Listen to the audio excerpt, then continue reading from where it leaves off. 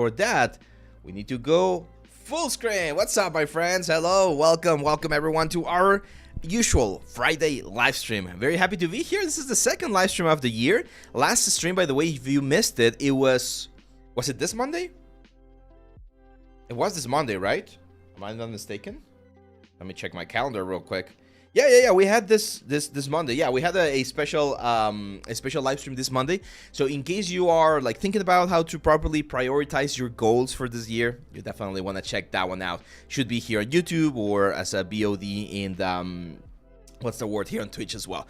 So people are asking about this. A lot of people are doing, or a lot of new productions are doing this hand-painted stylized effect. And I was looking, or I was reading about this this guy, I think it was from the New York Times or something like that, where he mentioned that we've hit a point in the 3D and digital development where realism, right, has hit like a barrier. So in order for us to see like a really big jump in realism, we're gonna need still a couple more years to really break that barrier. I'm not sure if you guys are old enough like I am, but there was a huge shift in realism in video games from the PlayStation 2 era to the PlayStation 3 era. Like that jump right there was freaking amazing. Like everyone was like our minds were blown because it was just amazing the amount of things that we were able to do in that jump in hardware, right? So we're in a very similar position right now. You really can't tell the difference, for instance, or there's really not that much difference from the PS4 to the PS5, for instance, or from games a couple of years ago to the games that are released this year. Like there are improvements, of course, but it's not as noticeable as what we had, again, like 10 or 15 years ago, right? So what people are noticing then is that graphics are not everything. And I've always been one of those, like that's been my philosophy with stuff. Like, I like realism, but it's not the thing that motivates me the most. I prefer to do things that are slightly stylized, or there's a little bit of, you know, like something unique to the whole thing. And let me go full screen. Well, not full screen, but let me go here to show you what I mean by this. One of my favorite games as a kid, and still right now, like I really wish. I'm not sure if they released it. They didn't release it for the Switch, right? Hopefully they do it for the Switch too. But The Legend of Zelda: The Wind Waker, like if you guys have not played this game and you have the chance, freaking go and do it, guys. Like it's such a good game. I know it looks very odd to have this very cartoony feel to the characters, but it's such a good game, guys. Like really good. The gameplay is tight. The story is amazing. It feels very immersive. And one thing that I will always mention in my classes when I'm talking about like this sort of like stylized stuff is that it's timeless, okay? So you can play this game right now in 2025 and it will feel the same way as it did if you played it back then when it was released for the original GameCube, right? And you can play this in 15 years. Like I hope my kid, my little girl, she's really into video games. She's been playing Kirby 64 on the Switch. And she knows how to move and jump and at least clear the first couple of levels, so she definitely is going to be a gamer in the future, I think. And I hope she gets to play this one eventually because, again, it feels very timeless in the sense of the artistic direction that it has. I think that's a huge success, for instance, as well for games like League of Legends, for games like World of Warcraft. So any game that decides to do a more sort of like stylized, sort of like artistic direction, allows you to replay it or relive it later on in time, right? Contrary to something like Gears of War. Like Gears of War is another one of my favorite games. I played it so much with my friends again back in the day. But the original Gears of War, it now looks off, right? Like you look at this and it doesn't look as clean or as nice as it should compared to the more realistic stuff that we have. So it's not as timeless. You can still play it, you can still enjoy it, right? But it's not gonna feel the same as a game like, again, like the Wind Waker. So there is a tendency. I'm not saying that if you like realism you should not pursue it. Like there's of course room for everything, but I just want to keep you guys or tell you guys that in my experience, a lot of the games that become timeless games are games that are not hyper realistic. So just keep that in mind for your own decisions as you grow as artists, okay? Let's see. The changes are in our direction. Yeah, that's right. I feel like limitations forces artists to take a good artistic direction. The whole PS2 graphics is beautiful and was created thanks to the hardware limitations. Yeah, exactly. There was this other game. I never played it, but I heard it was a good experience. Not only as a game, but it was this Journey. PlayStation. So it was this game right here. And again, the artistic direction of this really freaking good, right? Like really, really nice, really interesting, really simple from a modeling perspective, from a texturing perspective. It's not super, super complicated, but it looks beautiful. It's a great, great, again, addition to the whole thing. And I'm going to give you another example. This is why, again, I tell you, graphics are not everything. One game that I've played a lot throughout the years is Stardew Valley. I love this like farming simulator games ever since I played like Harvest Moon back in the Game Boy Advance. These ones are so good. And again, thanks to the pixel graphics, they're timeless. You can play this, again, 20 years ago, 20 years in the future, and they will have that sort of like whimsical feel to them, that magical feel. So don't think that just artistic decision, or sorry, the graphic fidelity is the only thing. Recently, if you guys saw, Flow, the movie, won the Golden Globe. I'm really hopeful. I haven't seen it because I'm not sure if it's been like released here in Mexico, but this was done in Blender, by the way, which was a huge surprise. That's amazing. And another thing is that it has, again, a very nice artistic direction. It looks very painterly, right? And it beat other like big movies like Wild Robot and Inside Out 2. So hopefully they win the Oscar. It would be great if they won the Oscar, because it really shows that you can do amazing things, and you don't really always need like the most amazing like graphics or technology out there. Like a good story, and this is a very important. A good story will always beat anything that's visually appealing, because stories are what really like talks to our soul, to our heart, right? Like that's what really resonates with us. So if you focus on making sure that your creations, your characters, your environments, your props tell a story, you're gonna be able to generate that reaction with your audience, not only because of the good technical execution, but because of that artistic communication that we can transfer through the story itself, okay? Through the details that we include, through a little bit of ourselves that we put in the final piece. So don't neglect the story, guys. It's super important. Let's see. Ashish says, hello. So please tell me, do you have a subscription for ZBrush or have a perpetual license for ZBrush? I have a subscription for ZBrush, and I also have a perpetual license for ZBrush. So I bought ZBrush a couple of years ago, and if you guys remember, ZBrush was owned by a different company called Pixelogic. So at that point, I owned my license, and I was getting all of the free previews and everything. Now it's subscription based. So if you want to get like the most up-to-date stuff, you need to be subscribed. I have the 2022 license. Ashish, if you want to learn ZBrush and you're a student at a school, try and see if you can get a student license, because Maxon offers, I think it's like $60 or 60 euros for a whole year, and you get everything. You get Redshift, you get ZBrush, you get ZBrush for iPad, you get like a Cinema 4D, you get all their stuff. So if you can get that, that's a really good deal, to be honest. Later on, unfortunately, yeah, you're gonna have to pay the price. That's the way it goes. We don't condone piracy here on the channel, so you do you, but eventually if you want to be a professional artist, part of it is, of course, paying for your own stuff. So yeah, today we're going to be doing this lantern right here, not this specific lantern, but we're going to be doing a lantern, because if you guys remember, I was showing you, let me go here, the new studio, in case you haven't seen it. Well, this is it. I built this whole thing during the winter break.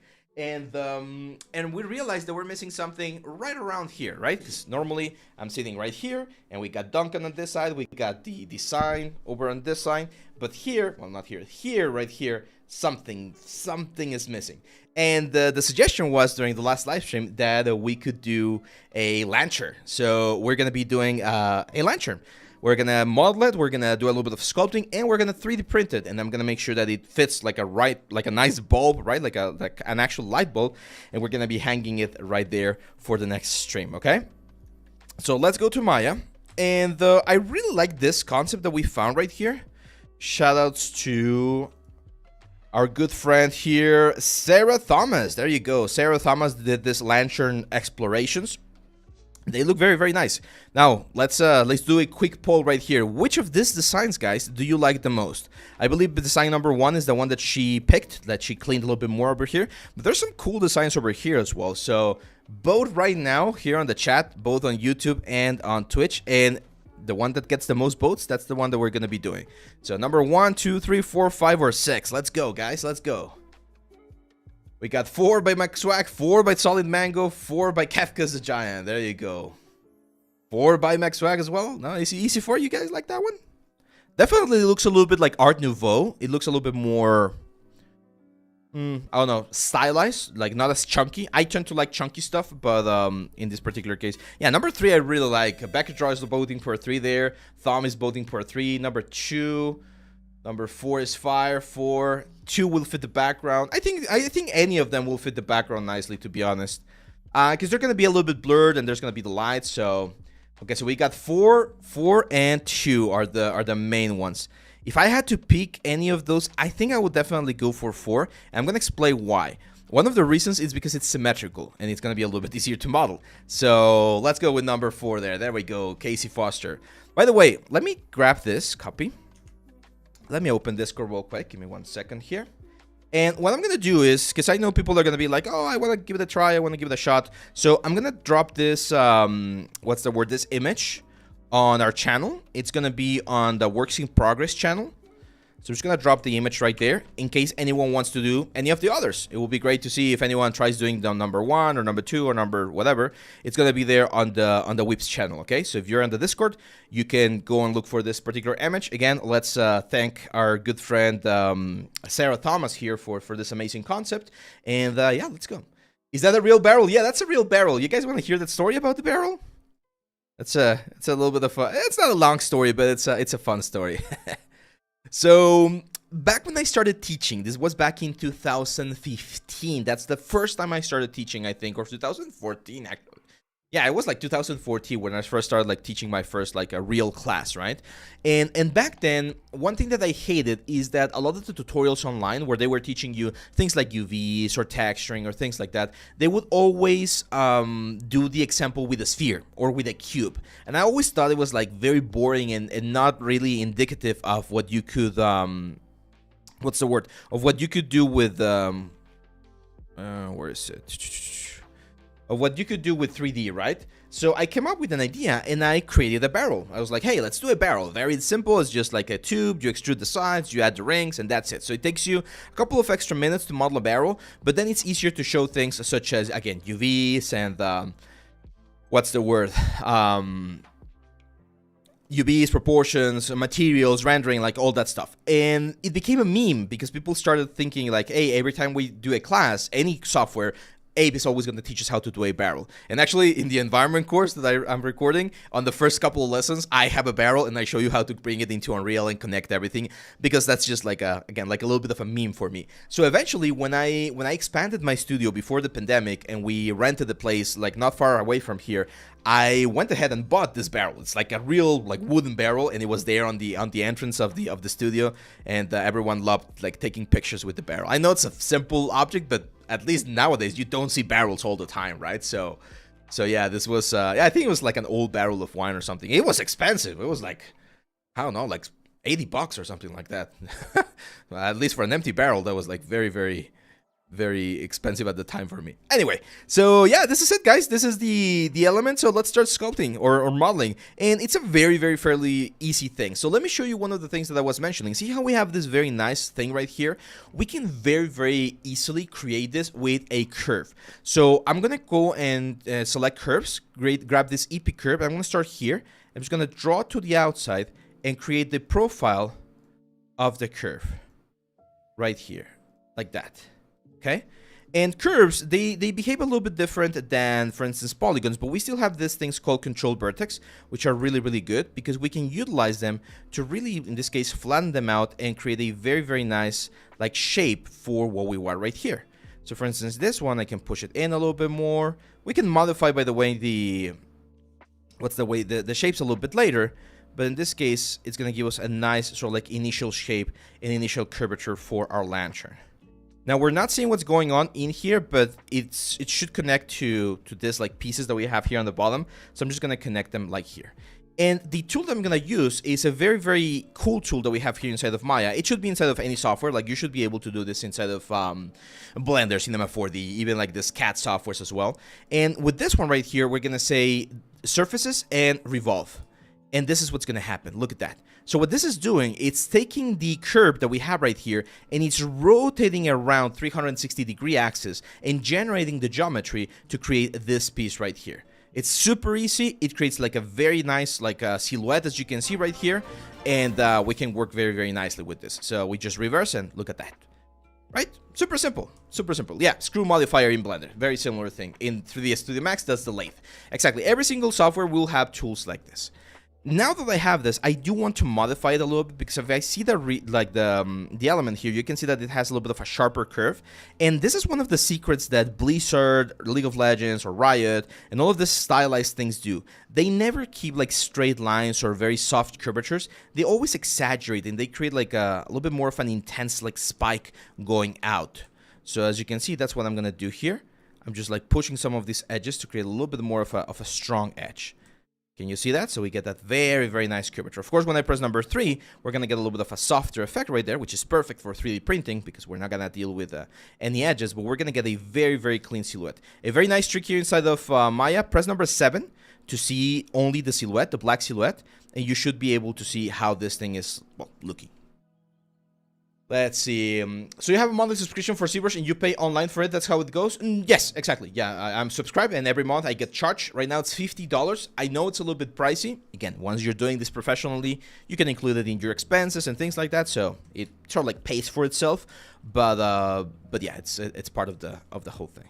Now this pieces right here, like this one, you don't always necessarily need to use what's the word? Curves. You can also just like traditional poly model this thing. So I'm gonna grab like this half a sphere right here. I'm gonna cut this in half, just like scale this down, and the first thing that I notice is that it has a little bit of what's the word, like a little bit of a lump right there, like an extra element. So I'm gonna Control E, push this down, and then those faces right there, Control E, and offset a little bit, and then push out. There we go. And then here on the inside, I can also see that there's a little bit of an indentation right around there, I would say.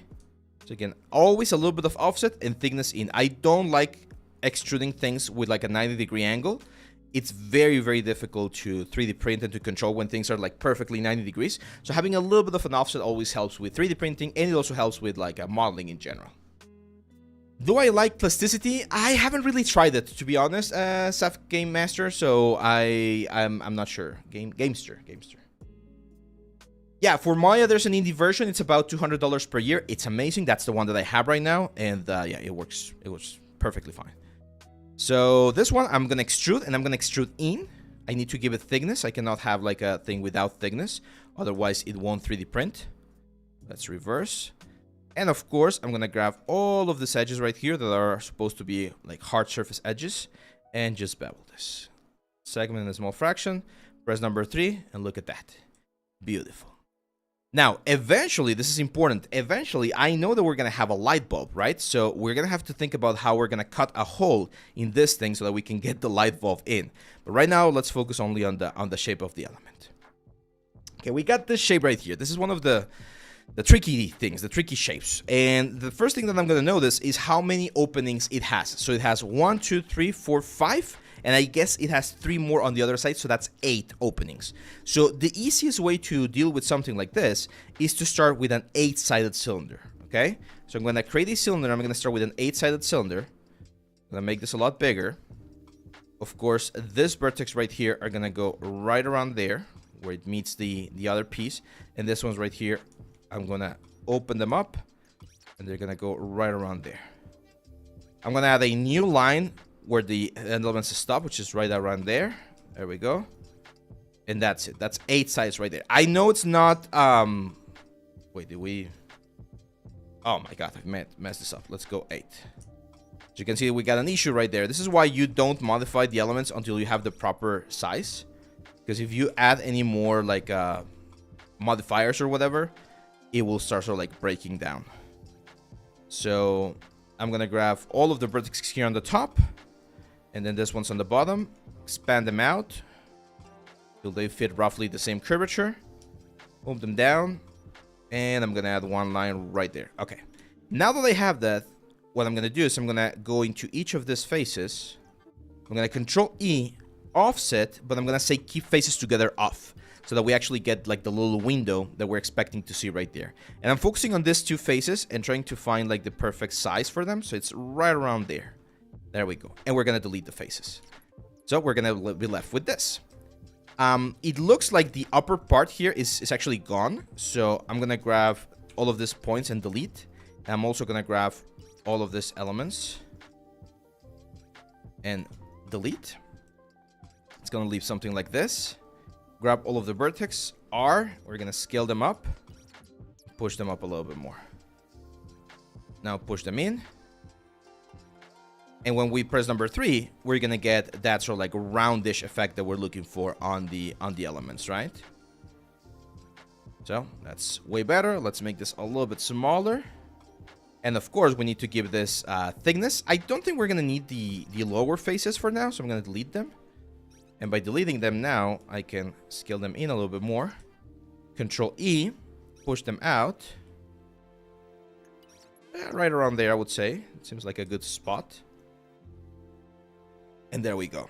Now, I know you're going to be saying, oh, but that one's sort of like rotated. Yeah, we can just rotate this. Now, if you grab your calculator and you divide 360 divided by 8, that's 45 degrees. Half of 45 degrees is 22.5. So I'm going to rotate this 22.5, and that should give me the perfect line while still keeping symmetry. Because you guys know symmetry is very, very important for this kind of things, right? I'm going to make this a little bit smaller, push them a little bit up there. And I definitely want to give this a little bit more of a hard surfacey edge on the thickness of the object. And what I'm going to do here is I'm going to bevel stuff. So I'm going to bevel this guy, this guy, this guy, and this guy. Actually, should we bevel everything? No, we shouldn't bevel everything. Now it's going to be easier to just insert edge loop instead. So we're going to insert an edge loop right here. And another one down here. One right here, and another one right there. There we go. That's gonna really harden it. And then I'm gonna use a very cool trick that I like, which is the knife brush trick. So I'm just gonna go with my knife brush and cut across all of those elements, and that's gonna help me keep a more straight line right there, because it's like adding a support edge on that particular point. Then we're gonna scale this down, and there we go. We got the little sort of like circular cave with all of the holes and everything. Eventually, all of this is going to be printed together, so I don't care about like this connections right there. It's fine. It's going to work perfectly fine. Any questions for that part? Because I know that one's a little bit complicated. Tadeo here. Tadeo is on the house. What's up, my friend? Happy to see you. Let's see Lord Tellum as well. Says, hey, how's it going? I'm stopping for a second. I'm in Brazil for a few weeks and my Wi-Fi is terrible. Hey, enjoy Brazil, man. We're going to be here. The stream is going to be here, Lord Tellum. So don't you worry about that. Do you have a Mari tutorial? Cyan is asking. No, my friend, I don't. I haven't used Mari in like 8 years or something. I used it when I was in school, but I haven't used it like ever since. So unfortunately, no, I don't have any tutorial about it. Okay, now we need to create a little bit of a loop here. So I'm gonna delete these edges, grab these faces, Control E, and push them down, like snap them together. So that we could create a little bit of a, something here. Because this is where eventually, it looks to me like there's like a little bit of a ceiling here. A round ceiling. To where these pieces are going to be connecting. So I'm going to Control E again. Push this down and extrude out. Right around there. And this seems to be like the cap. Now this is important because I do want to have this face right here as a flat face. So that if we print this again as a single piece, I can use that as the rim, right? And everything's gonna sort of like print up. We might have a couple of supports here for the circular area, but eventually even here, like I think we can already sort of like delete this thing, because on this thing that I'm deleting, we're gonna have the cable, right? We should have some sort of like cable that's gonna be going down, and where we're gonna be able to place the light bulb. So that right there seems to be the way to do this. There we go. What we're going to be using, by the way, and I've used this before, light bulb cable. So they sell this kind of stuff, this one right here, and it's like an extensor. You can see it right here. So this is what I'm gonna buy. I'm gonna have to go to Home Depot and buy one of this, as well as a cool like vintage LED light or something. And as you can see, that sort of like a cable is just gonna be hanging from the lamp. So that right there, we're just gonna go. We just need to make sure that the connector of the cable can go through that personal or that particular place. Let's see. You teach only on YouTube or elsewhere? Maya is awesome. I teach here on YouTube. Like, this is the main channel for the content. But as someone else is mentioning there, I have my own site. It's called leal3d.com. And you can check. This is where I have the premium courses, and these are like complete courses that teach you all of the things that you need. We got Maya, Blender, portfolio presentation. That one's free. ZBrush, Marbles Designer, Substance Painter, Anatomy, Retopology, ZBrush for iPad. So that's where we publish everything. Okay. Okay, so let's go down here. I kind of want to do this, guys, right here. And for this one, I mean, it's fairly easy as well. I think we can use curves again for some of them. So for instance, this piece right here, that to me just looks like a cylinder thing. Just like this. Actually, Tadeo, are you here still on the chat, my friend? Because Tadeo can tell you. Tadeo, he's here in the chat. He was my the second generation of my students. So I started teaching, as I mentioned, I think it was 2014. Tadeo can correct me if I'm right. And I started a group, like a simple group. Hey, I'm gonna teach 3D. We're gonna do Maya, and we started learning about Maya. And the second group that I opened, like 2 or 3 months after I started, that's when Tadeo joined. Sarn says he's like Gen 5. yeah, pretty much. Yeah, I've been teaching for a long time now. And I never thought I was gonna, I always mention this, I never thought I was gonna be a teacher. Like, I knew I liked teaching, but it's not something that I was actively looking for. Okay, so here I'm gonna do again the little sort of like a League of Legends or World of Warcraft trick, where I'm gonna push this in. You can see it there on the element. So we're gonna push some of these vertices out to create a little bit of this intense curvature. Right, and that sort of curvatures, those very nice stylized lines, are very cool to generate something that looks a little bit more interesting than what we have by default. And you can exaggerate that as much as you want. However, a good rule of thumb for anything design related is what we like to say, or we would like to call less is more. Okay, so you can add that, but maybe not everywhere, right? Because otherwise it becomes too overwhelming. So for instance, here I'm gonna add a little bit of curvature on the top and on the center, but I'm not gonna add any curvature here on the bottom. Let's see. So you teach online, and that pays pretty good for your subscription and all. Yeah, that's right, man. I also have a studio, Ashish, where we do VR and AR development. So I got multiple things going on. I'm not like a one-trick pony, as they say. Let's see. Adrián says, hey, estoy haciendo tu curso de personajes estilizado y estoy aprendiendo muchísimo. Eres un crack. Gracias, Adrián. Gracias. Qué bueno que te esté gustando. Cualquier duda, ya sabes, me avisas. Okay, so for this little thing, I'm not sure what it is. It kind of looks like a flame or something. We're going to add more sculpting details, by the way, guys. We're going to make this thing look very nice. But we're going to keep it simple for now. So I'm just going to use curves. And I'm going to use this nice profile that we have right here to create the flame shape. There we go. You guys got nice things for Christmas? There's one game that I want to get. It's a board game, and I've been hunting it down. Hopefully I'll be able to get it in the next couple of months. But it was sold out everywhere. Couldn't find one. And the scalpers were selling it very what's the word? For a very expensive price. Let's do revolve. There we go. Display, or sorry, mesh display and reverse. That's it. I don't love this shape, to be honest. It looks a little bit weird. One thing that's cool about the curve method is that as long as you don't do delete history, you can modify the curve and the geometry will follow. So it's a good way to sort of get an idea of how you want this thing to look. That's a little bit better. I don't know. I'm not in love with this shape, but you know what we could do and maybe make this a little bit nicer. And I've seen they do this in welding stuff and things like that. What we can do is the adding some borders. It's this. You guys know I'm a huge fan of Mistborn and all of the Brandon Sanderson's game. So he created this Mistborn deck building game. It's this one right here. But it's sold out everywhere. Everywhere. They're selling. I think it retails for like $60 or something like that, or $70, and they're selling it for like $150. It's ridiculous. So I'm gonna wait for more. What's the word? More supply later on. Okay. So what I'm gonna do here is this. I'm gonna go to the axis. To this one's right here. Oh yes. I know what I'm gonna do now. So we're gonna grab 4 sides on north, south, east, and west. We're gonna extrude. We're gonna do an offset and extrude a little bit. And then I'm gonna grab the center ones. I missed one. This one. There we go. I missed one right here. There we go. So Control E, a little bit of offset, and push out.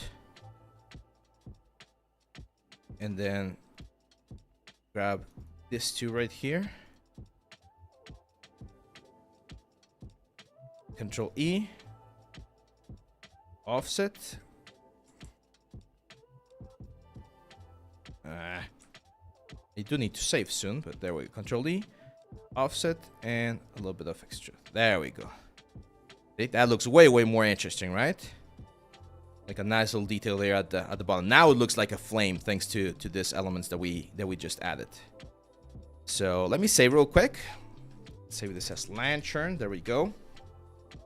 And yeah, if we press number 3, you can see it looks very nice. I'm a little bit worried about these points here on the center. As you can see, they're sort of like collapsing a little bit too much. So to make this easier for me, I'm just gonna delete those faces.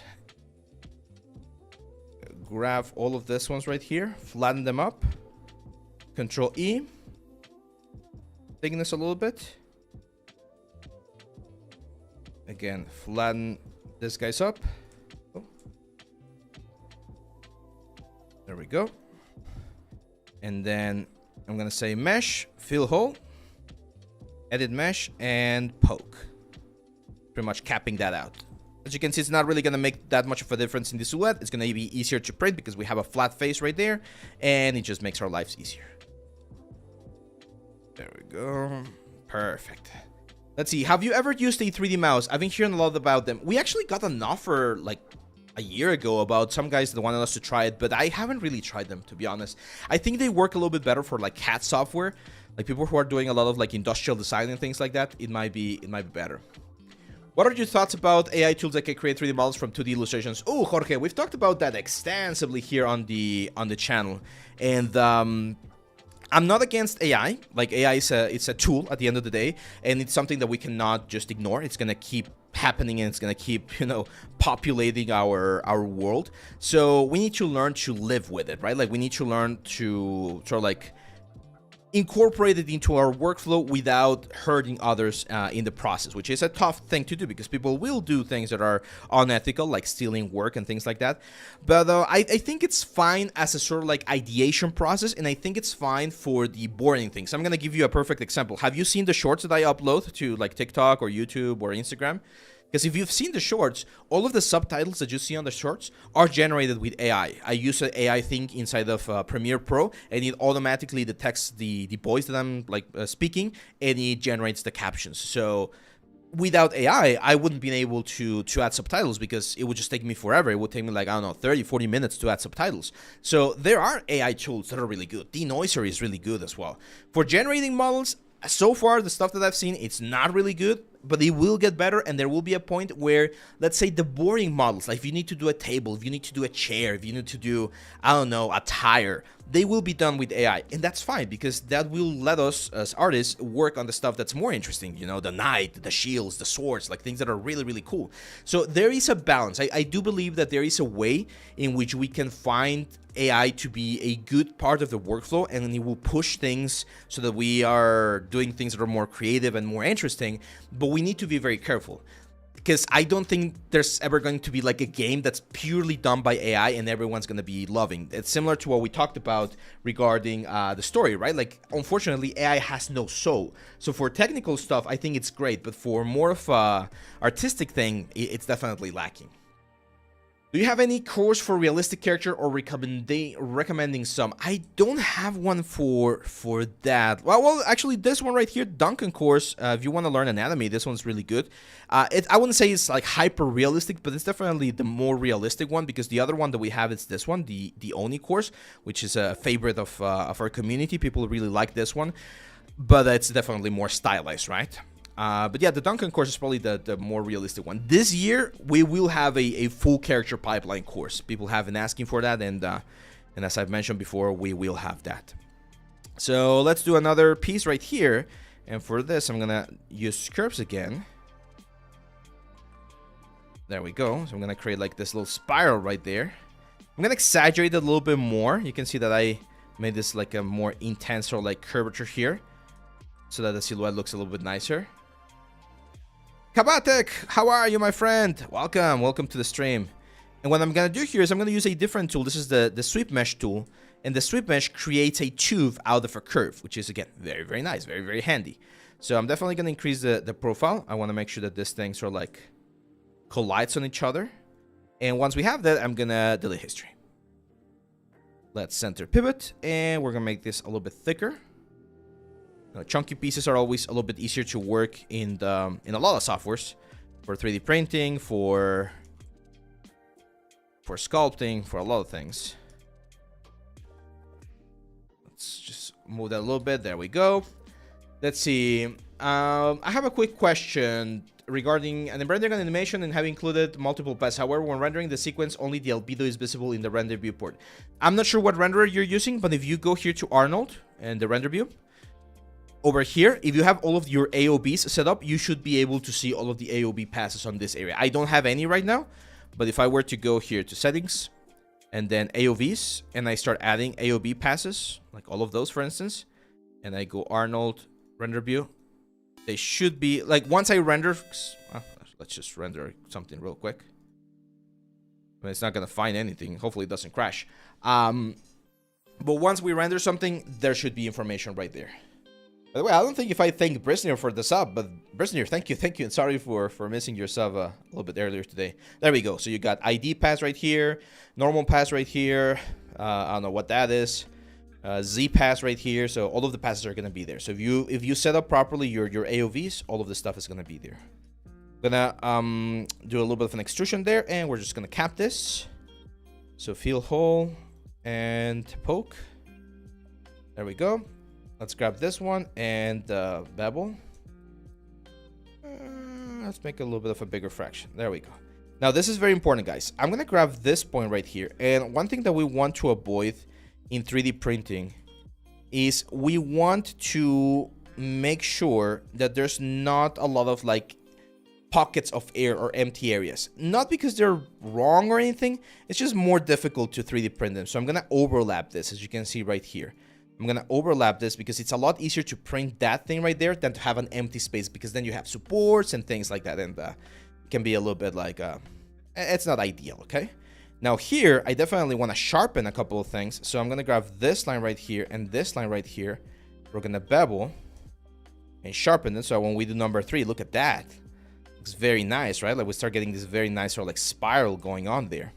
And then I'm going to do something similar to what I did with this thing right here. I'm going to grab this elements, Control E, offset, Control E, push out, offset a little bit, Control E, offset a little bit more, Control E, and push out.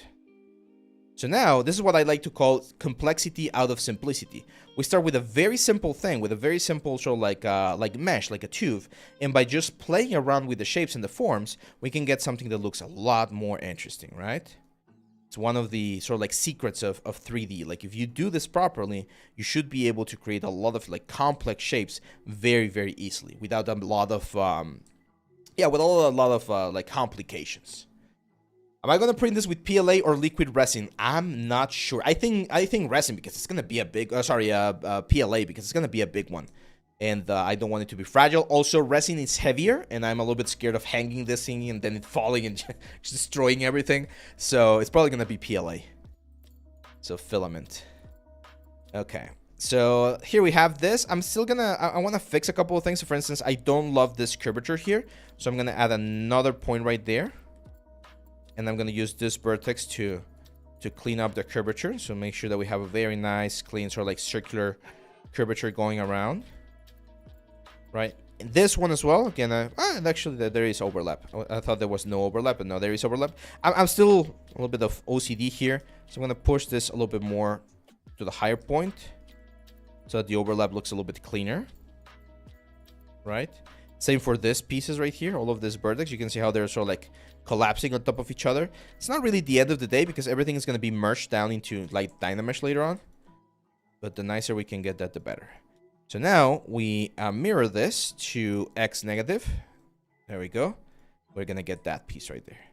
Now, I would imagine this thing to be twice, right? So let's center the pivot point. Rotate this 90 degrees, and there we go.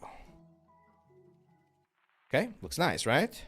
Now, unfortunately, we're missing a little bit of a connection there, and this is where I always use this quote, work smart, not hard, right? So if we're missing something to really like blend or connect those, let's just duplicate this one right here and add a smaller one right there.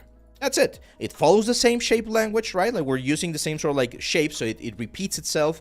It generates the same kind of like silhouette, and everything just blends very, very nicely.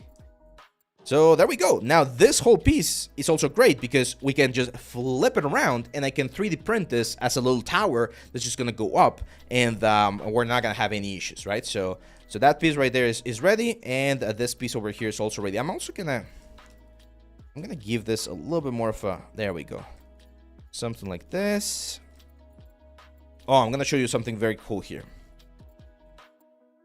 So a very common mistake that people do when they're modeling low poly stuff is that they look at the low poly, they press number 3, and they really like how it looks. But as you can see right here, the difference between number 1 and number 3 is really intense, right? Like really, really different. You should not have elements like this because you're gonna have issues with UV stretching, you're gonna have issues with deformation. So if you get to a point where you really like how it looks in the smooth version, but it's very low poly on the simple version, just keep it one smooth. Just hit smooth here, and this version right here, as you can see, is a lot closer to the final version. So it won't really break your poly count. It's not going to increase this too much unless you're working for games. In that case, you definitely want to optimize, but it's going to be a lot closer to what you're looking. You might even do 2 subdivisions here. This is definitely going to be a little bit more on the heavy side, which for our case in this particular lantern is fine. But yeah, you should make sure that your number 3 and number 1 mode are not that different from each other. When you press number 1 and number 3, the polygons should not dance around too much. That's like a sign that your topology might be a little bit too stretched out. Aaron, what's up, my friend? Welcome, my friend. Let's see, how are you doing with the Big Dragon Head project? Oh, I can't show it right now, but it's on the other room. And the problem is, I made a huge mess to make sure that I could finish this thing over the winter break. So it's a little bit on a pause, but I'm gonna finish it soon. I just need to wait I need to go and clean all that stuff up there first to have enough space to work, and then I'll finish it. It's completely assembled. It's fully assembled. I'm just filling in all the last holes and painting all the first layer of like black paint. But yeah, that one's coming soon, Tadeo. It's coming soon. Okay. Now we need to work on this parts right here, and it's very easy. How do you guys think we're gonna be dealing with this ones in here? Like all of these panels. And I just gave you the answer by saying that word. How are we gonna be doing these things right here? Let's see. Oh, you definitely can make it, White Minus. Your resolution is perfectly fine. Yeah, you should be able to do it. Any advice or starting point on learning shades for game? I don't do a lot of BFX, man, but I know that they use quite a bit of like hand-painted stuff as well. It's very difficult for me to make good UVs for model. Do you know of any plugin or program that makes good UVs? Or no, there's no automatic UV tools that are like just great and work all the time. There are tools that make it a little bit easier. For instance, I have this one called Rhizome UV. It's another software for specifically UV creation. But to be honest, the UV creation here inside of Maya, David, they're amazing. Make sure to check in the channel because I got like 3 or 4 different videos about what's the word, about UVs that you could learn about, and it's very. It should be fairly simple. Yeah, exactly. We're going to do one panel. That's right, Mango. We're going to do one panel, and then we're going to do the rest. So again, if I count how many panels we have, I can see 1, 2, 3, 4, 5. So we got 8 panels. So what I'm going to do here is I'm going to start with a cylinder. Right here. I'm going to make this an 8-sided cylinder again. I'm gonna rotate this 22.5 degrees on the y-axis. And this face right here is what I want. So I'm gonna delete everything else. So as long as I can work with this face right here, I should be like perfectly fine. So what do I see here? Well, I see that there's a division right around here. That seems like to be like a very flat area, or relatively flat. This one, these points go all the way here. And then there's an extrusion. Oh. There's, oh my god, an extrusion, there we go, here. To create that little sort of like flower shape, right? There. And then this face right here becomes a lot smaller, like that. So it becomes a little bit wider, it seems. There we go. So what I need to do now is I need to... Oh, what the hell happened here? Oh, because I forgot to freeze transformation. Let's freeze transformation. There we go. So this one right here should be right there. And that face is completely wrong. Let's fix it. Okay, here's one trick that you can do. If this happens to you where you're like clicking a lot of things, just select all of the elements that you don't want to be clicking. Go to a layer, create a new layer, and set this to reference. That way you're not going to be able to select it. That's a very good way to keep your stations sort of like organized. Okay, so I know that this thing right here should be at the very edge of the lantern, right? And from what I can tell here, we're going to have to add a little bit of curvature to the panel, because otherwise it's going to look very ugly. Where's the freaking image plane? Where's the image plane, guys? Did I delete it? Viewport. No, there we go. So there has to be some sort of like curvature to this thing, so otherwise they're not going to fit the curvature of the object itself. Which means I need to add a line right here in the center. And this line I need to push out a little bit. And then these two lines right here, I need to push in a little bit. So they, again, they follow the curvature of this object right here on the back. Now, this points right here, they're going to be here on this inside part of the lantern, right? And this one's as well, that's like way too far out, so we can push them in a little bit. And again, following the sort of like curvature that we have. Wolf Girl, what's up? Welcome to the stream, my friend. Happy to have you here. See what, Trevor? When creating a retopo character HUD, should I simplify the density of the curve while moving towards the back? I mean, if we rig it later, it depends. Again, there's some characters that have really dense capes if you want to have a lot of movement, if you're going to be doing simulation or things like that. And you can simplify with more triangles if it's like a low poly character. Ciao, Dariux, how are you, my friend? How are you? Ciao. Do you know what has more future or demand? Modeling, texture, and rigging. I really like modeling, but I don't know. It's a little bit of everything, guys. Like, unfortunately, it really depends on the industry. Sometimes a couple of the elements are more utilized. Sometimes others. Like, there's always, like, demand changes for those kind of things. So, I wish I had the answer, but unfortunately, I don't. This one goes up. And we create a little sort of like round shape. Now, unfortunately, as you can see here, we're not creating like the very nice round shape that we want. So what I need to do is I need to grab the whole element. I'm going to make it a little bit smaller here on the inside. And then I'm going to use the extrusion to generate a border here with thickness. No, not thickness, offset here. There we go. So by doing that, now the upper part is going to be more like a line. Of course, this one's right here. Once you start playing with the forms, there we go. And we go Control E, and we can extrude this out. And this should give us the... It kind of looks like a pedal to me, right? It kind of looks like a pedal. Now, one thing that I'm noticing is that the outer edge, or the inner edge, this one is actually going in a little bit more. So it's more like this.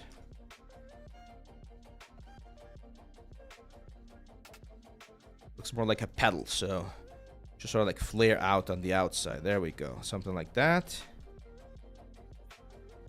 On the inside here, we're gonna push them in. We're probably gonna add a support edge down here. We definitely need to bevel this edge to sort of like keep the sharp effect. But here's where I would probably start like thinking about like the inner details right there, like the shapes that we have. So I'm gonna grab my, I'm gonna cut this in half, So we can always sort of like mirror this thing. And you can see we have these things right here, right? Like these elements. So I'm going to use my cut tool to trace the elements as close as I can. Something like that. Gonna go to the back. We got a question. Oh, we got a bits. Thank you for the bits, Wolf Girl. Thank you very much. We're gonna go here. Here. Actually, you know what? Again, work smart, not hard. So let's just do a flat edge first, and we can redo this later. So with this, let me delete that edge. There we go. So now we trace again. We're gonna start here, here, here. I don't care about angons. That's a question that I know I'm gonna get. Like, oh, you have a lot of angons. I don't care, because this is for 3D printing, and for 3D printing, angons don't matter that much.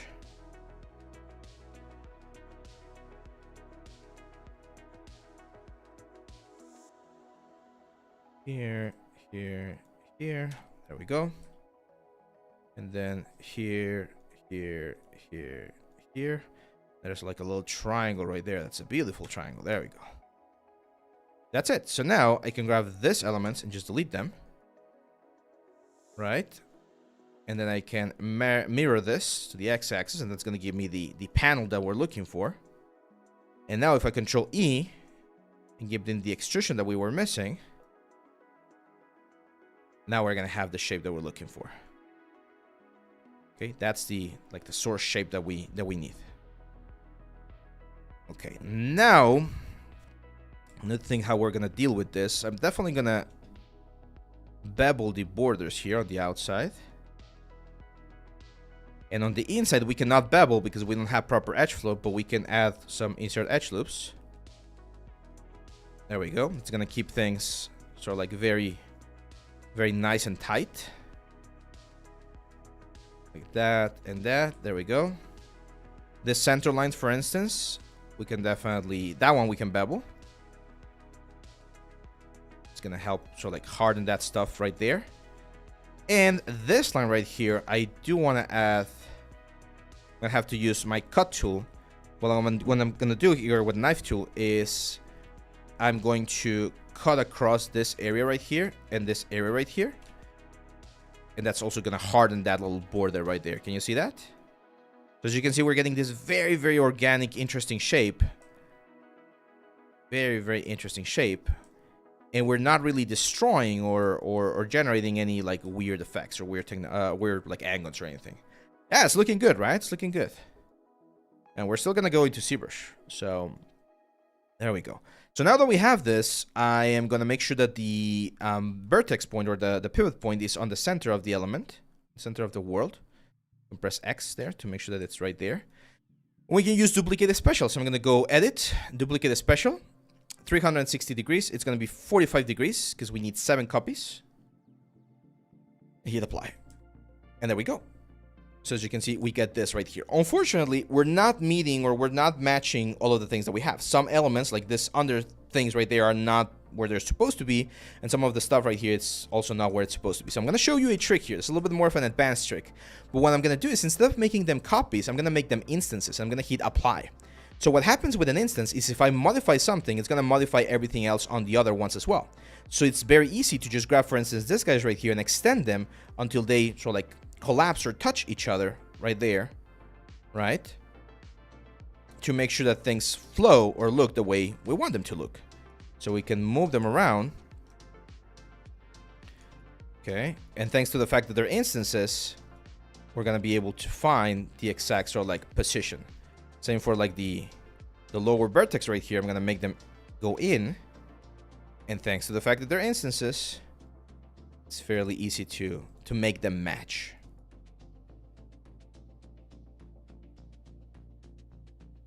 There we go. Now we press number 3. As you can see, we're gonna get this. I still feel like we can, like, it looks way too more exaggerated, right? On the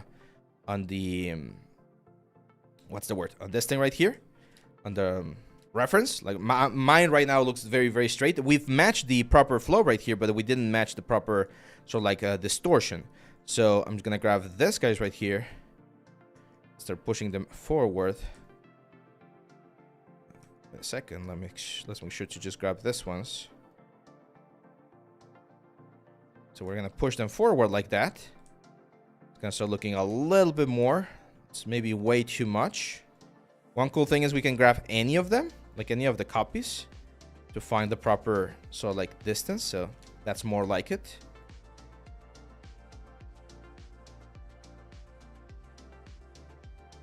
Let's grab all of this, guys. There we go. I'm not sure if I should add a bevel or a support edge right there. No, it looks weird. So I really like the curvature, but remember what we talked about? The fact that when we have something that looks way too stretched, that's a sign that we need to maybe give it a smooth. So I'm just gonna say mesh and smooth.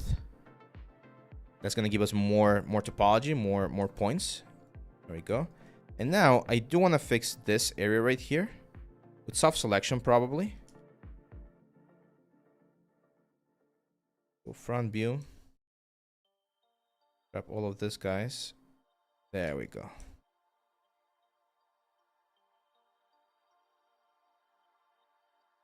Nice. That looks way, way nicer. Now, I do think, and I'm not sure what you guys think about this, but I do think we could add a little bit more curvature to the whole thing. Like, I'm a little bit worried about this, like, empty area right there. See that? So, to fix that, we can add an edge loop here. It's going to harden the edge on that area only. I'm not too fond of it, though. I'm not sure. The other thing that I'm thinking of is we could add like another detail, like an extra line, like a curve that sort of like welds all of those things together. I think that could work. Let's see. Sorry, I've missed a lot of the questions. Shido Itsuka, how are you? I'm doing great, man. I'm doing great. I've checked the render view, but during sequence rendering, there's no option to switch between. Yeah, no, while you're sequence rendering, you're not going to be able to do that on Kit, but what you can do is grab one of the sequences, go into After Effects or one of these other softwares and see if the paths are there. In Substance, I'm working with 4K textures. Do the baked maps also have to be 4K? It's a film character. At least the normal map and the ambient occlusion should be 4K so that you get the best result. Some of the others can be a little bit lower, like the position maps and some of those, because there's not a lot of information there. But at least the normal map and the ambient occlusion, yes. Will the stream be available to watch later? Yes, my friend, it will.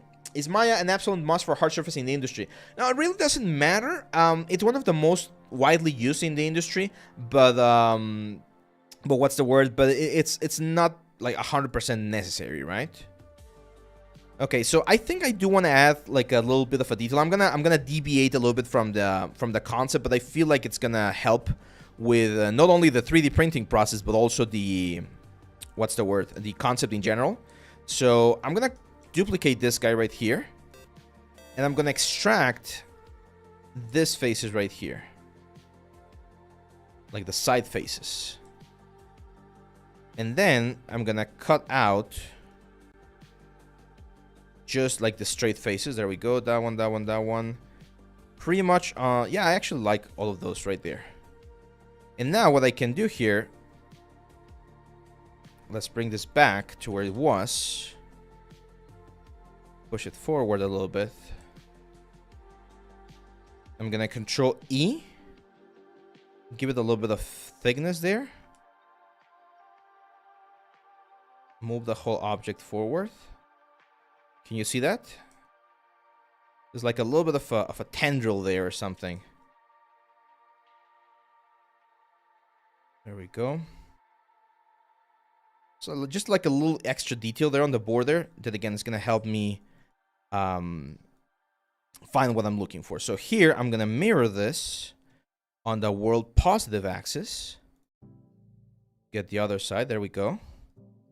And then this one, I'm going to do the duplicate special. Edit, duplicate special. Oh, it's not uniform? I said not uniform. It should be uniform. Let's see, Control D. Well, maybe it's not. Yeah, there we go. The vertex was not exactly on the on the position. Now it should work. So edit, duplicate special. Edit, duplicate special. Perfect. There we go. See that? So we get that nice little sort of like framing device on the whole lantern. It really doesn't change the concept too much, and it makes it way, way easier for us to, what's the word? For us to be able to work with this. Otherwise, it's going to be a little bit complicated. I mean, it's still going to be a little bit tricky. Don't get me wrong. Like, it's not going to be the easiest thing to print, but it should be a lot nicer.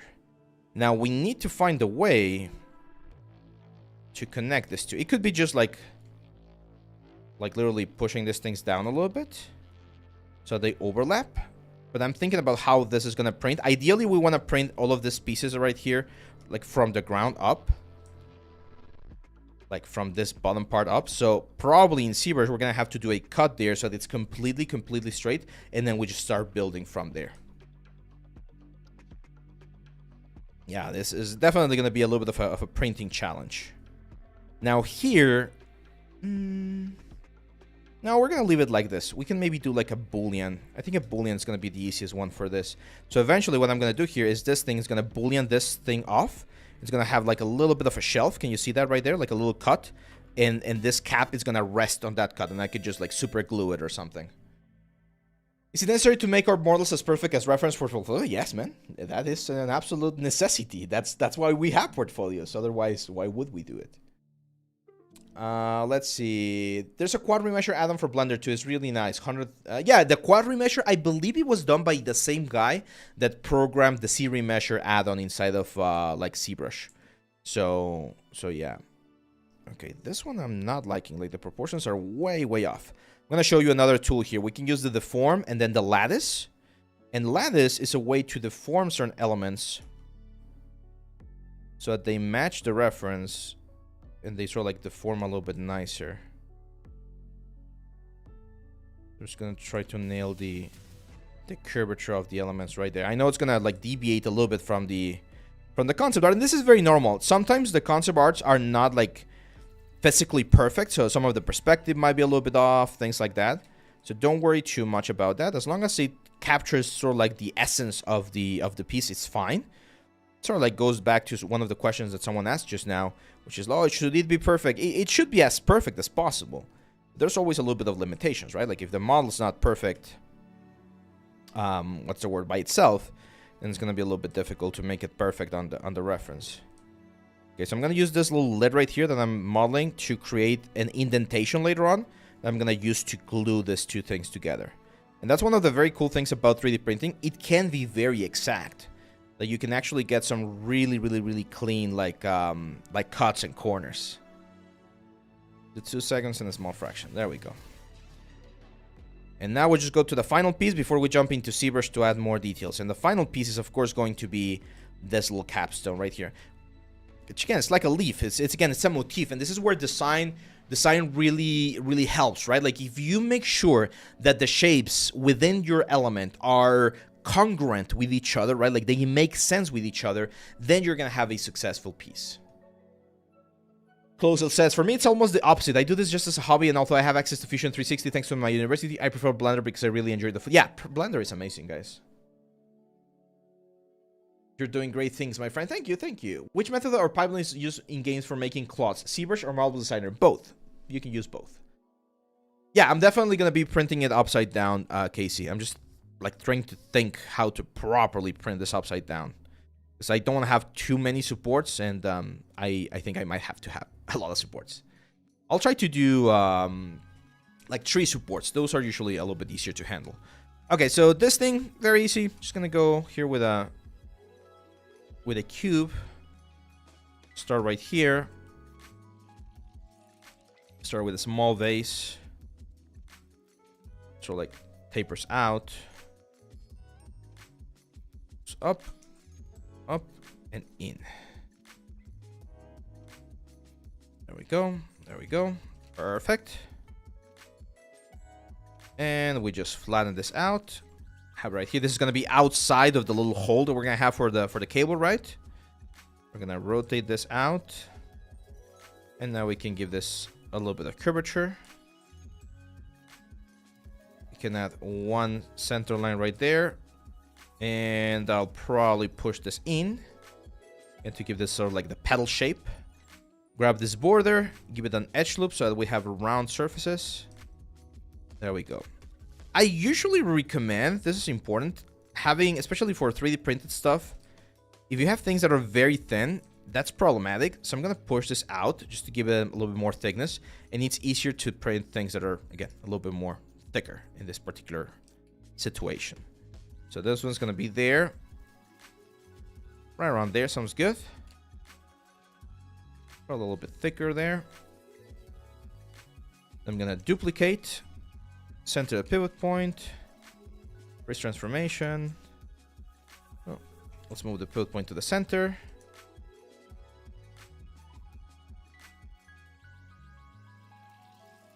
Oh my god. There we go. So we duplicate. And we rotate 90 degrees. 90 degrees, 90 degrees. There we go. So you get like 4 pedals right there. And then I duplicate again. Rotate 45 degrees. 45 degrees only. There we go. And once this is it, we can, again, scale this down a little bit. Rotate it around. I'm going to change this to object mode so we can push them in the direction of the normal. It's very important. Let me just check the concept. It's a lot lighter.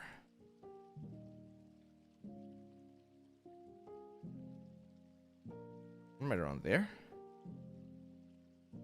Okay. We can freeze transformations now. Again, move the pivot point to the center of the grid. Control D. 45 or 90 degrees in this case. Control D. 180. Control D. 270. We could also use duplicate special, by the way. That's it. We got a little flower shape right there. I'm a little worried about this points right there, but I think the cable should fit, and we can sand those down later on if we need to.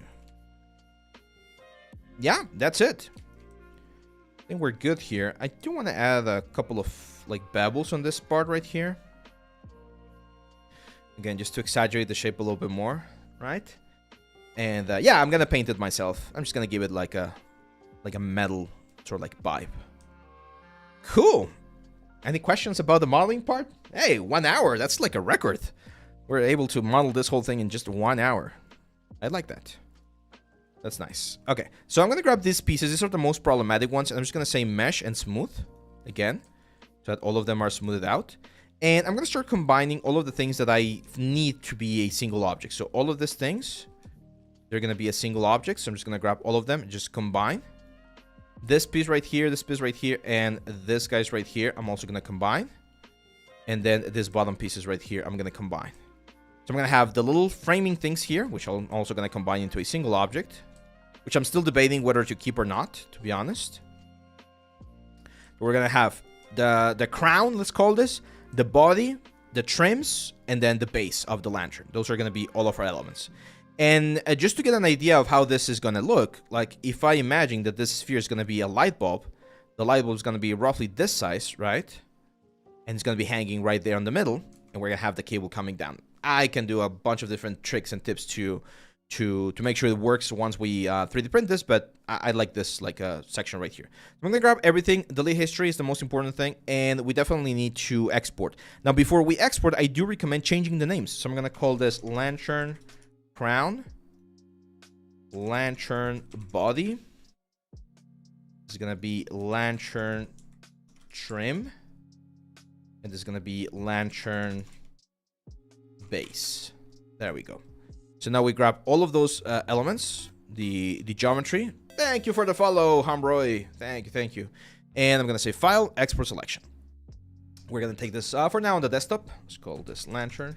But I am gonna export this very importantly as an FBX. Very, very importantly. And let's open ZBrush. I opened the wrong ZBrush. Metal edge, yeah, we're gonna add metal edgeware, we're gonna add some dents and some like changes in the surface, all that stuff. I'm not sure if all of that's gonna be visible on the final print, right? But we're gonna probably exaggerate a couple of things, and the paint will definitely help with that. Do you not need some kind of arm that's gonna hold the lantern? No. The lantern is gonna be held this way. Let me show you. Or at least this is what I'm thinking about, right? So it's gonna be like a chain. They sell like plastic chains. So I'm probably gonna buy like a little bit of like a meter or something of chain, because we don't need a lot. We're only gonna see a little bit of it. So we're gonna have the chain, right? And through the chain, I'm going to have the cable, right, that goes into the light bulb going this way. And then we have the crown of the lantern. And here's where the light bulb like switch is going to be. And here's the light bulb. Right? So you might see a little bit of the chain. I'm not sure if we're gonna I'm not sure if I'm gonna hang it like super low. I'm still gonna like think about where it's gonna be hanging. But yeah, it's gonna be a chain, and everything's gonna go through the hole that we modeled right here. Okay, and since we're going to be printing it in 3 parts, I can assemble everything and then glue everything together.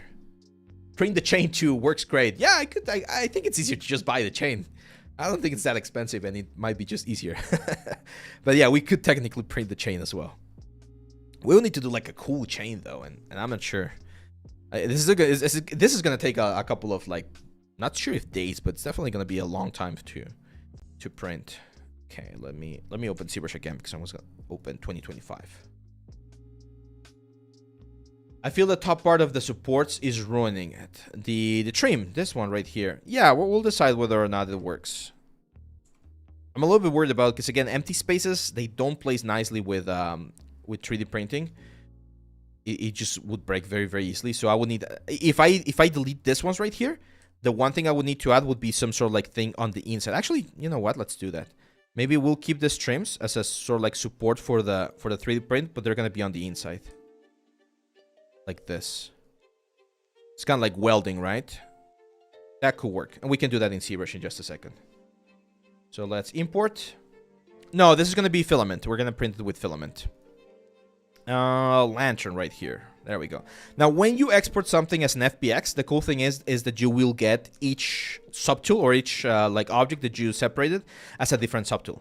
So as you can see, we have the lantern body here, the lantern crown, the lantern base, and the lantern trim. So let's do the thing about the trim. Well, first of all, let's go to the body. And this is where, again, we don't care about angles or anything. So what I'm going to do is I'm just going to Control D a couple of times. Okay, so it's 2.73 million points right now. I might just use radial symmetry here. So I'm going to go transform, or sorry, stroke. No, transform, symmetry, radial, 8. And it's going to be white symmetry. There we go. Yeah, so I'm going to use a little bit of inflate here. Just a tad bit of inflate. Just to merge the elements. See that? I'm just tapping. Very, very light tapping here. Just to close the border of the lantern. There we go. And then I'm going to Dynamesh. I'm just going to increase the resolution quite a bit. I'm just going to Dynamesh. And hopefully, we don't get too many errors. There we go. I'm probably going to keep polish on. And let's increase the resolution quite a bit. Let's see if that works. There we go. That works perfectly. Look at that. So now this is a single piece, right? We have no holes and nothing. Yes, there's a little bit of like details that we can, again, sort of like polish out or trim out, but it just works very nicely. And what I can do here, the first thing I want to do is with my knife curve, I'm just going to cut a straight line on the bottom like that. So if I want to print this using this as a base, I can just like print in a very, very straight line, right? And still hidden on the base of this thing, so we're never going to see that. Now, as Mango was saying, yeah, we don't even need the trims anymore. We can just delete them. We're going to have this very, very nice looking like lantern shape.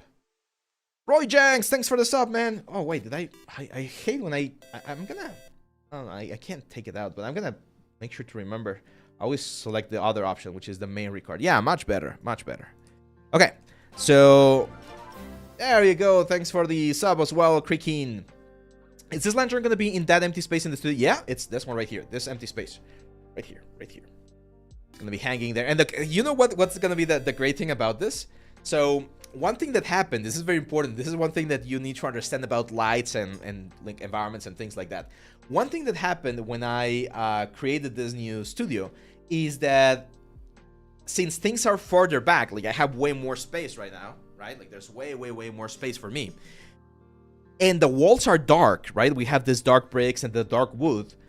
Everything got like way darker. Like we don't have a lot of things bouncing light back to me, so everything got darker. So this lantern that's going to be hanging right here is going to add that little warm touch to the whole scene, and it's again going to help with the sort of like cinematic feel of the studio here. It's just a little detail, but it can really help.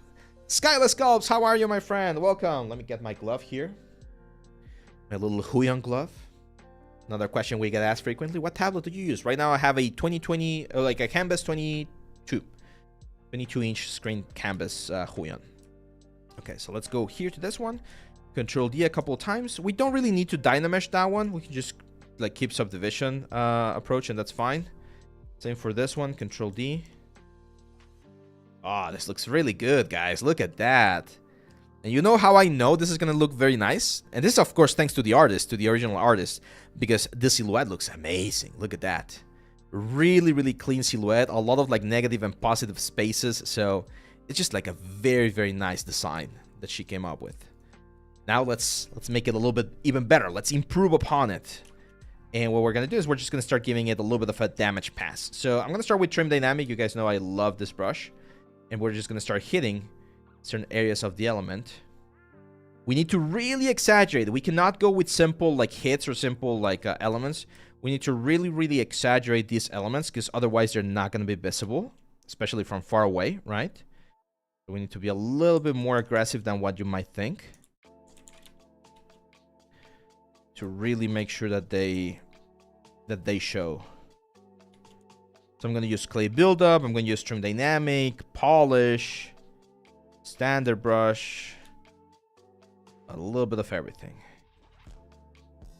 What is the difference between Trim Dynamic and high polish? We've mentioned that before. Remember, Trim Dynamic will average out all of the faces that you're like touching, and high polish will use the face that you currently touch as the sort of like base to decide how much intensity to add to the whole thing. Now, also keep in mind that not all of the detail that we sculpt can be seen on the 3D print. It depends on the resolution of the 3D print. So the more, like if we were to do this in resin, then yeah, we would be able to see every single like nook and cranny. But in this particular case, that's why I need to exaggerate things a little bit more, because it's going to be filament. So we need to keep like bigger shapes and bigger cuts. You could also do this after the 3D print. Like there's some people that use like Dremels and sandpaper, even hammers, to give detail to the 3D prints after they're 3D printed. But if we can do it in ZBrush, because eventually we could use this asset for something else, right? Like we could use it in a game, or we could use it in another exercise. So how did you do this? What Ilialgo? How did I do what? Honestly, I think I'm just gonna get my computer science degree, and then I'll see for a graphic engineering course in Europe. Yeah, that's a great way to do it. A lot of people start with a different career, and then they jump into this kind of stuff, into 3D or animation. I've mentioned this before. When I first started, I was gonna be a doctor. I was studying medicine. I'm gonna bevel these borders. Beveling, especially in 90-degree angles, is always a good idea, because it gives you an extra edge for light to bounce off of. And it generates a more interesting effect. Like, it's very difficult to have perfect 90-degree angles in the real world. That's not what happens. It's not very common. You need very specialized machines to be able to achieve like a perfect 90-degree angle. Right now, again, as I was mentioning, we have radial symmetry going on. So this detail that I'm adding to this inside panel is happening on all of the panels, but it's such a small detail that you're not going to notice that it's the same one. Okay,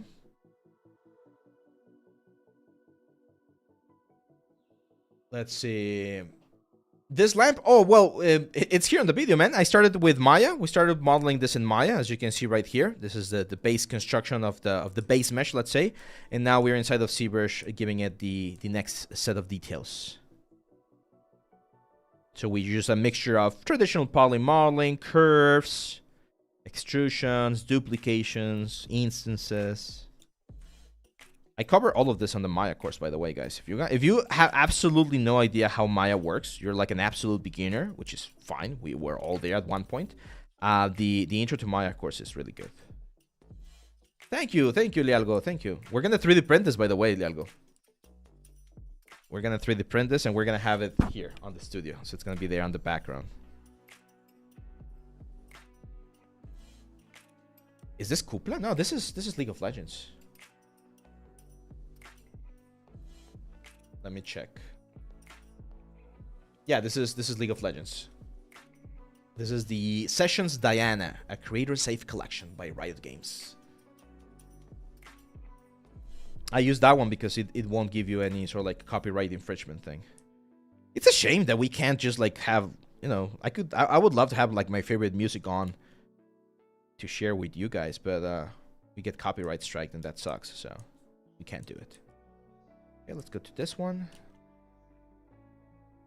Same stuff, a little bit of damage here. I've never heard Kupla, so I'm not sure how it sounds, but I'll do some research. Thank you, Lealgo. Thank you. Barjasin, how are you, my friend? Happy New Year. Happy to have you here as well. Oh, Barjasin has been one of our followers for a long time. Long time. Okay, now we're adding the metal edgeware, right? And similar to what we do in Substance Painter, guys, it's very important that when you're adding any kind of damage, you don't do it like super uniformly, right? Like it should be something that looks believable, not something that's just like everywhere. So knowing how to balance things, how to place certain damage in certain areas and avoid others is very, very important, because otherwise things start looking very weird. It just looks very obvious that you're trying to just add damage for the sake of that, adding a damage, and not for the sake of like telling a story, as I've mentioned before. Do you have a date for your environment course? Nope. I'm gonna use the Blizzard approach soon. It's coming soon. It's coming soon. It's a very challenging course because it's an intermediate level course, but I still cover like basic level stuff. So it's like it's been challenging. It's been challenging, but don't worry, guys. It's gonna come soon, and content's not gonna stop on this channel. So while we wait, there's still going to be a lot of interesting things to talk about. Absconcio, thanks for the follow, man. Let's see. Have I saved? Not. In ZBrush, no, I have not saved, and thank you for that. Let's save this on the desktop for now. There we go. Thank you, thank you. Hey, would you say that focusing to use Maya for a character pipeline would be a better move for a 3D character artist? No. I mean, I'm not exactly sure I understand the question. Like, you mean ZBrush plus Maya or just Maya? Because nowadays, every single artist that I know uses ZBrush. Like, if you had to ask me which one, I want to be a character artist, which one should I focus on first? I would say Maya still, because you're going to learn the basics of poly modeling. You could learn like the basics in like 1 or 2 months, but eventually you're going to have to do the switch to ZBrush. And ZBrush is going to be your main weapon for character creation, like no questions asked.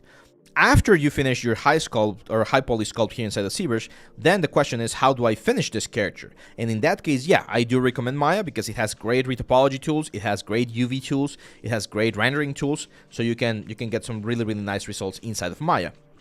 However, there's other alternatives out there, like Blender is also really good. You're going to need another plugin like maybe RetopоFlow for the retopology. You can use even Cinema 4D or something like that. But to be honest, yeah, Maya, especially if you want to rig and animate and all that stuff, it's an excellent software to focus on. Great, I'm studying 3D and you have helped me so much on the way. Grateful for that. Keep up the good work. Thank you, my friend. Yeah, it's funny. More and more I get like messages and you know, comments of people saying, hey, I'm a student, or even I'm a teacher. I've gotten a couple of people who tell me I'm a 3D teacher and I use your stuff to prepare my classes as well, because you have a very like deep knowledge of the whole process. So it's always very humbling to know that a lot of people are benefiting from the information here on the channel and on the courses. And it's all, again, thanks to you guys. It's thanks to you. Everything about how Maya and ZBrush requires someone new to have enough money to get use out of them unless they're a student. Didn't realize how stuck I will be.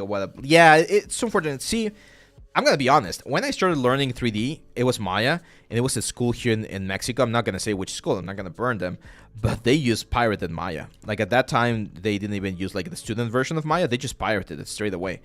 which again I do not approve. Especially if you're making money, you should be paying your license. That's my mindset. But at that point, like, we didn't really care. And most of the times, like, the big companies are not gonna go for a small artist. It's when you start doing productions and, like, again, really making money where you're gonna have some issues. So my best advice is just play it safe. Like, you don't want to be that guy that gets into like any issues because you're using pirated software. I know it's a common practice. I know people have pirated games and things like that. I know it's not something like a secret, right? But again, just play it safe. It's better in the long run for you as well. Okay, let's start adding some big damage on some of this like elements. Again, not extreme damage because then 3D printing it's gonna be a little bit of a pain. But we definitely want to start like breaking things up here. Let's see. I saw someone making curves as guidelines. Guidelines? What do you mean? Yeah, curves are really good. But I'm not sure what you mean by that. But curves as guidelines.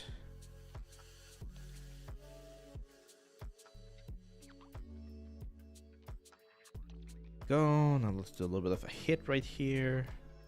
You want to avoid having really extreme changes in silhouette for 3D printing, because then you are going to need supports, and that's also a little bit complicated to work with. So for instance here, like if I'm already cutting all that up, might as well just use like a boolean or something so that I don't have to have an extra support on that particular area. That I don't mind. Like, I don't mind having a little bit of like destroyed effect right there. We even need to have like clean destruction, if that makes sense. It kind of reminds me of this SpongeBob episode where he's like, oh, I can't have dirty trash, I'm gonna clean it, and he cleans the trash can and it looks like pristine. It's a similar approach. Now the cool thing is we have Dynamesh here, so I can just like recalculate whenever things get like interesting. How's my leg? Leg is good. Yeah, healed completely. Yeah, I've been walking more and more, so I'm starting to strengthen it to be able to run again. The thing is, I'm very fat. I'm very heavy right now. I need to definitely lose more pounds, because otherwise, or more kilos. Otherwise, that's very damaging to my knees as well. That's one of my New Year's resolution. I need to lose like 20 kilos.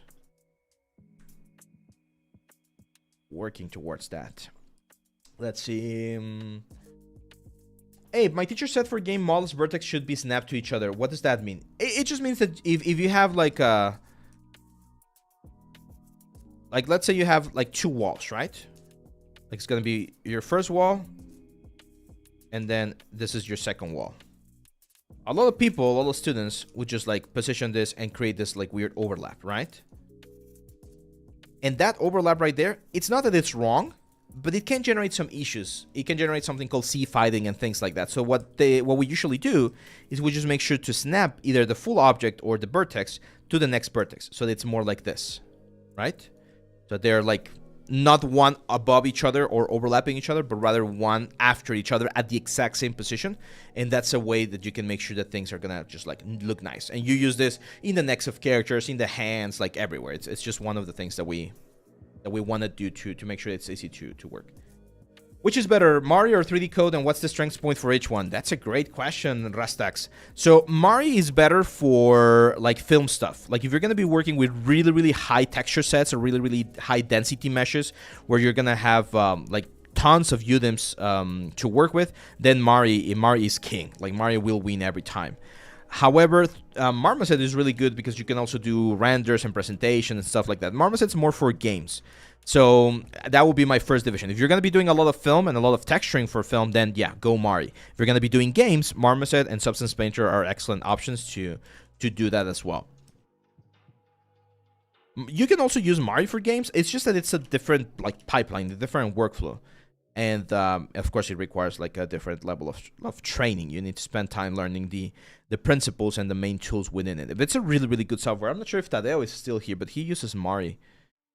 He's used Mari before, and it can give you like a very, very nice results. If this was to be optimized for a game, would you keep the first model, or after sculpting damage you need to retopo? After sculpting damage I would need to retopo. Yeah, because this model right here is very dirty. Like, I could get some pieces, like for instance all of this lower pieces that are like proper topology, I could just start deleting edges and simplifying, and that would work perfectly fine. But for this piece right here, I would probably need to do like traditional retopo. That's why I don't want to do it. I would follow a slightly different approach. Like, if I was doing this for a game, I might just do one panel and then duplicate this after texturing or something like that, or 2 panels, so that I don't have to do the work all the time. Because imagine having to retopo this and do it all the time. You can use radial symmetry as well. I believe Topogon has it. But yeah, it's just like not something that you really want to get into.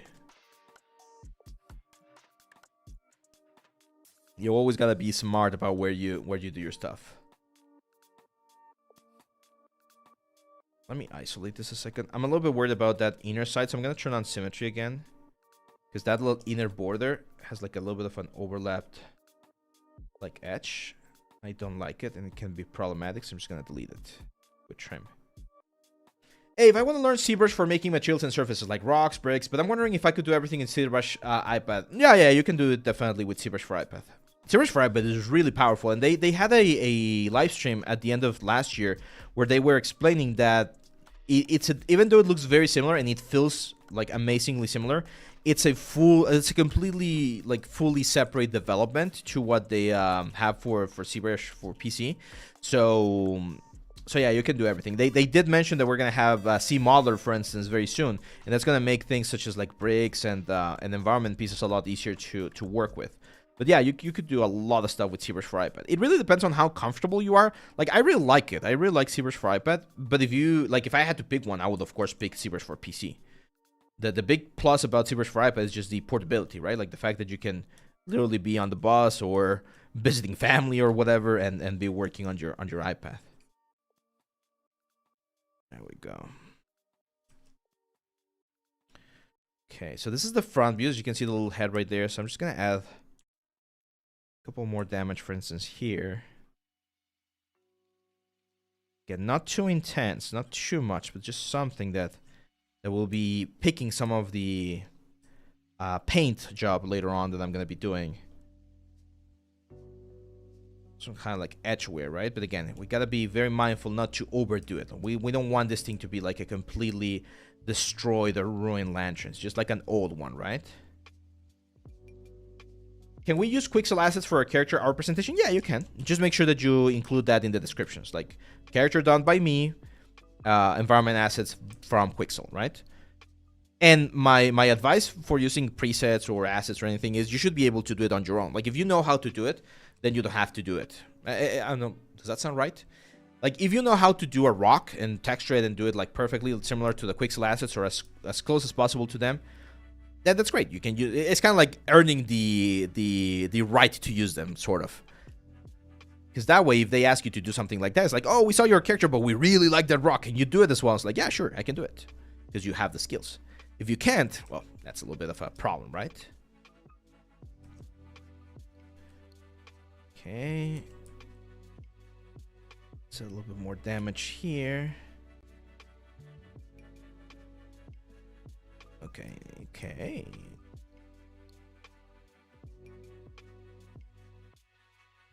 Now, do we add, what do you guys think? Do we add like engravings to the whole thing? I'm not sure if they're gonna be noticeable, to be honest. But we could try adding some engravings. Let me show you. Chisel brush. Stroke, or sorry, transform, symmetry X, or transform. You know, like, the hell?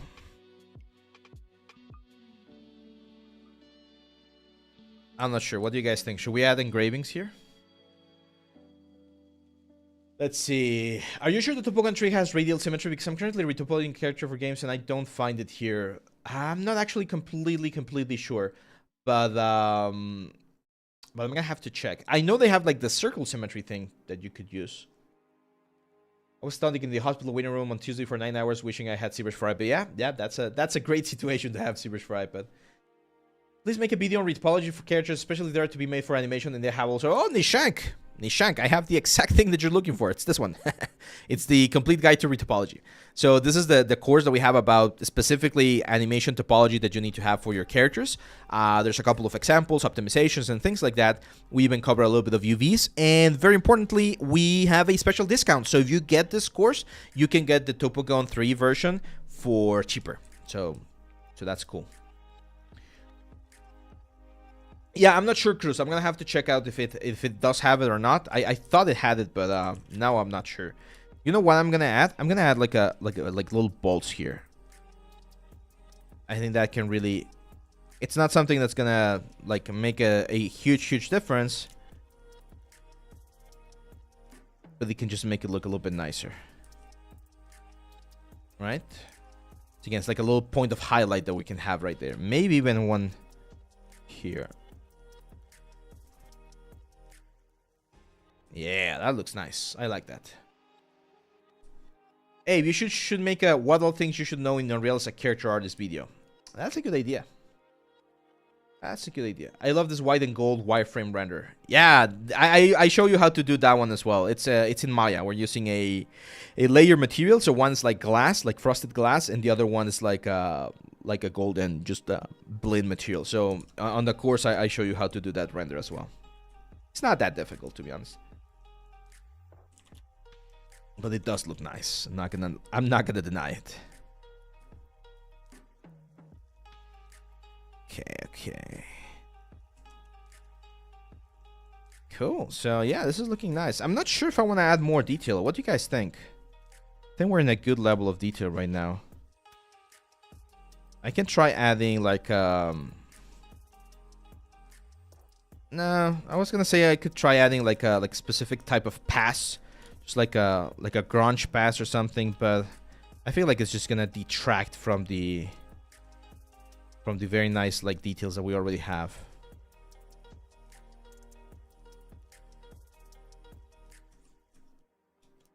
I'm gonna try to keep it simple. I think the paint job and the light bulb, they're gonna do the magic here. So should we work then on the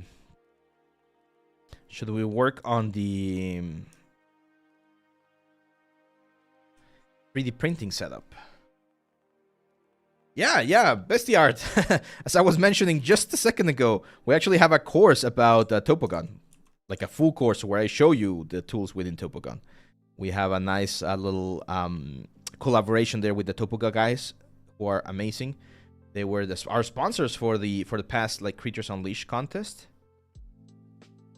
And they gave away several licenses. So yeah, we've used Topogon quite a bit as well.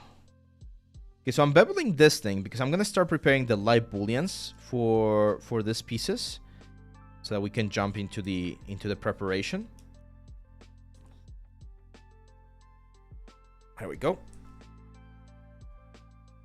And yeah, so let's do it. First of all, let me save. It's gonna be like the final sort of like view, and now let's prepare this for 3D printing. It's very easy. For instance, this piece right here. This piece is probably the easiest piece to prepare for 3D printing. The only thing I need to do here is I need to decimate this because everything is already sort of like merged together. We can do a Dynamesh. Actually, that's gonna help. So I'm gonna turn the resolution quite high, polish on, and Dynamesh. We don't need to freeze the subdivision levels, and this is gonna make it a single mesh. So all of the pieces that were separate pieces, they're now a single mesh. All of the elements are like welded together pretty much. And I can just clone this. Wait, my hand just got stuck or something. The ZBrush work Udim UV models? Yeah, you can bake Udims from ZBrush as well. Actually, we use that quite a bit for like, what's the word? Displacement maps. Displacement maps are used quite heavily for that. So yeah, let's go here. So this has been cloned. There we go. And we're gonna go C plugin, decimation master. I'm just gonna bring this all the way down to like 75K. There's not a lot of detail. It's just silhouette pretty much, and this is gonna make it easier for the slicer to prepare it, right? There we go. So we're gonna export. Now let's start cleaning things up here in our organization. So I'm going to create a new folder. This is going to be called Lantern. And that's Lantern Crown. I'm going to add a little thing here, DC, which is like decimated. Lantern Crown decimated. Perfect. That one's ready. Now, next one. This is where things get interesting. The Lantern body.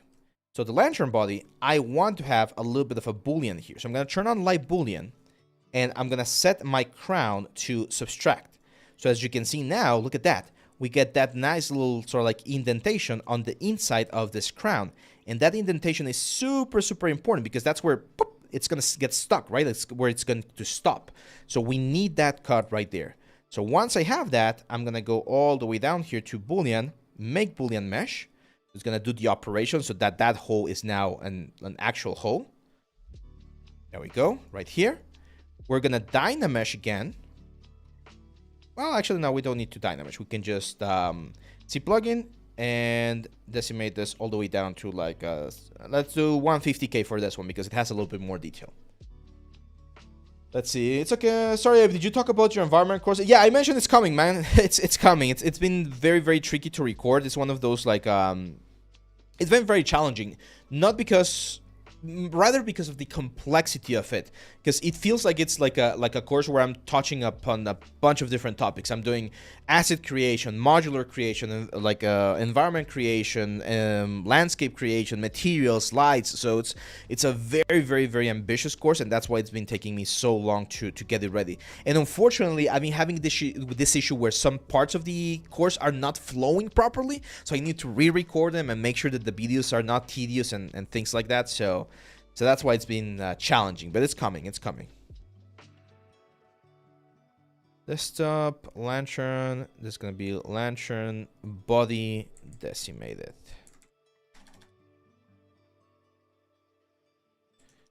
There we go. And finally, we go back to the Lantern here, and we're going to do a similar thing. Now we're going to be subtracting. We're going to be pushing this down, and we're going to be subtracting. Look at that. The little sort of like indentation where the actual crown is going to be attached to. Now we're probably going to have to sand this down. As you can see right there, it's a little bit too sharp of a line, so it's not going to go in. But we can sharp that down. It's just a way for us to have like a little bit of a slots. This is what we normally refer to as a key, right? Where we're creating like a very personalized key in this particular case to make sure that that things fit properly. So we just go here, make Boolean mesh. Why not make the crown rotate and snap into place instead of gluing it on? Oh, because then I would need to create like a thread or something, man. It's a little bit more complicated from from like an engineering point of view or perspective, right? So this is the one right here. See plugging, and let's do 150K for this one as well. Goopcar, thanks for the follow, man. Thank you very much. Let's see, did I miss any? Yeah, I could use surface noise, Casey. I could definitely use a surface noise, but I don't think it's gonna be noticeable on the final render. So that's why or in the final print. So that's why I'm not like worrying about it. This is gonna be Lantern base DC. There we go. Okay. So now we need to go back to Maya. Here, let's start a new scene. Save that one, and we need to find out the size of a light bulb, right? So light bulb size, and there's different types of sizes, and I just need a guesstimate. It doesn't have to be perfect, like a bulb width, light bulb size, or light bulb width. So the traditional light bulb, as I can see right here, seems to have a 2-inch diameter for the whole thing. Seems about right. This one's actually 60 millimeters. Yeah, that's about right. This is the traditional, I think, light bulb that we all have. Millimeters. Yeah, that's about right, I think. I mean, I could just go and measure one as well if I have one. But 60 millimeters seems about right. So I'm going to go here inside of Maya. I'm going to create a sphere. And technically, the measurements inside of Maya are centimeters. But when you export into a 3D printing software, it actually takes it as millimeters for whatever reason. So this one right here, right now, you can see that it has a radius of 1. So that means it has a diameter of 2 millimeters. So I need to set this radius to 30. Okay. So that size right there should be the size of a light bulb. Now, how am I gonna know if this like works or not? One thing I can do is I can just export this. So I'm gonna export this. I have a specific thing here on my. I'm gonna export this as an OBJ. Very important because printing softwares don't like FBX, and this is gonna be sphere reference. And now let's go to Cheetahbox. So no, not Cheetahbox. Why did I open Cheetahbox? It's Cura. I use Lego Cura. There's a bunch of different options, but I like using Lego Cura. Should I be considering life size of objects in 3D? Yeah, always. You should always model in real world scale. That's very, very important. So this right here is the printing volume of my Lego Neptune. It's the filament printer that I have.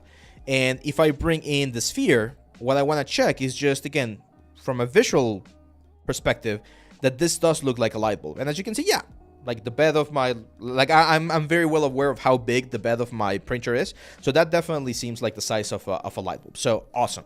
So 60 millimeters, that's going to be our sort of like a guide point for the scale of our lantern. So now we just bring the lantern in.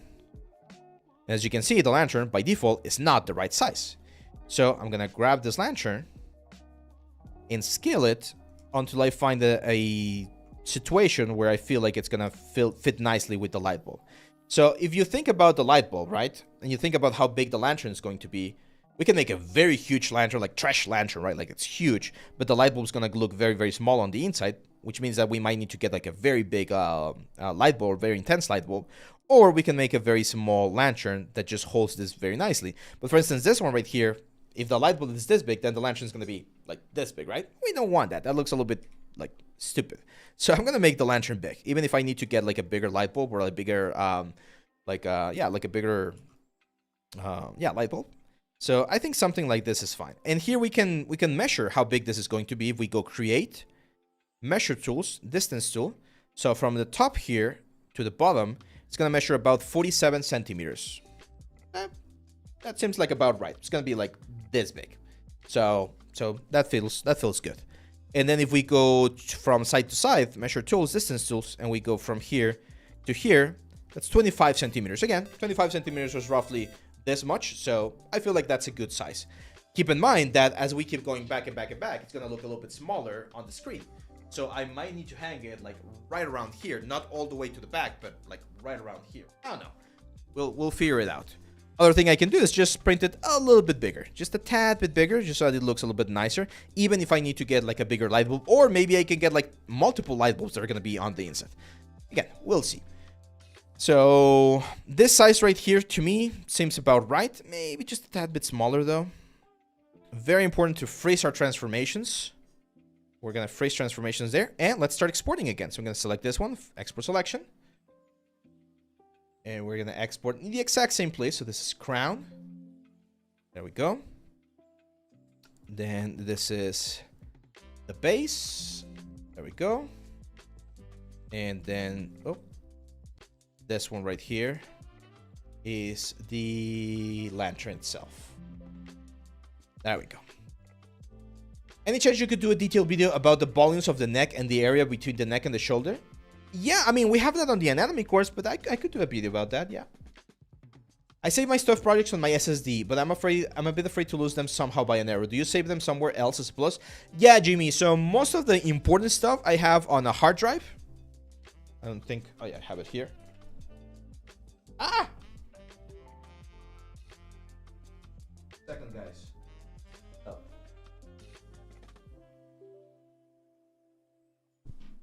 I completely messed up there. Can you see me now? Testing. We didn't lose the stream, right? I don't think we lost the stream. I literally unplugged my tablet there. I don't know why I did that. I thought it was the hard drive like cable. So yeah, I have a hard drive where I save some of the important stuff. I have some stuff saved on the cloud as well, and we do a little bit of. I do have backup again of the important stuff mainly. Mainly on the important stuff. Awesome. El Sueño Doofy, what's up, man? Will this lamp be available on Home Depot? I'm not sure. I don't think so. Okay, so now here in Elegoo, it's very easy. Let's start with the crown here. So we cover a little bit of this, well, not a little bit, quite a bit of this on the 3D printing course, on the anatomy course with Duncan, because the first section of the course is anatomy itself, and then this is the second. Okay, this is what I was worried about. So you can see the size of the crown here, so it will fit.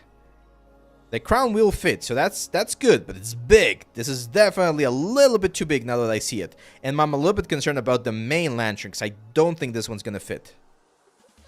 If we're doing this big, huge, like, size, I don't think it's going to fit. Oh, surprisingly, it did fit. Oh, man. Wow, this is going to be a big one. A big one, big one, big one. Let me see if I can do this the other way.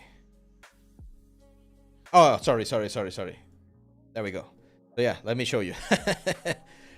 There we go. So you can see this is a big one. It's gonna occupy most of the volume of the 3D printer, and that's problematic. That's definitely problematic because it's gonna be way too much. So we need to go back here, and we're gonna have to make this a little bit smaller. So probably like right around there, which still should look good. It's gonna be again a little bit of a smaller lantern, but it should still look good. Let's again freeze the transformation. And let's export again. File, export selection. So this is the crown.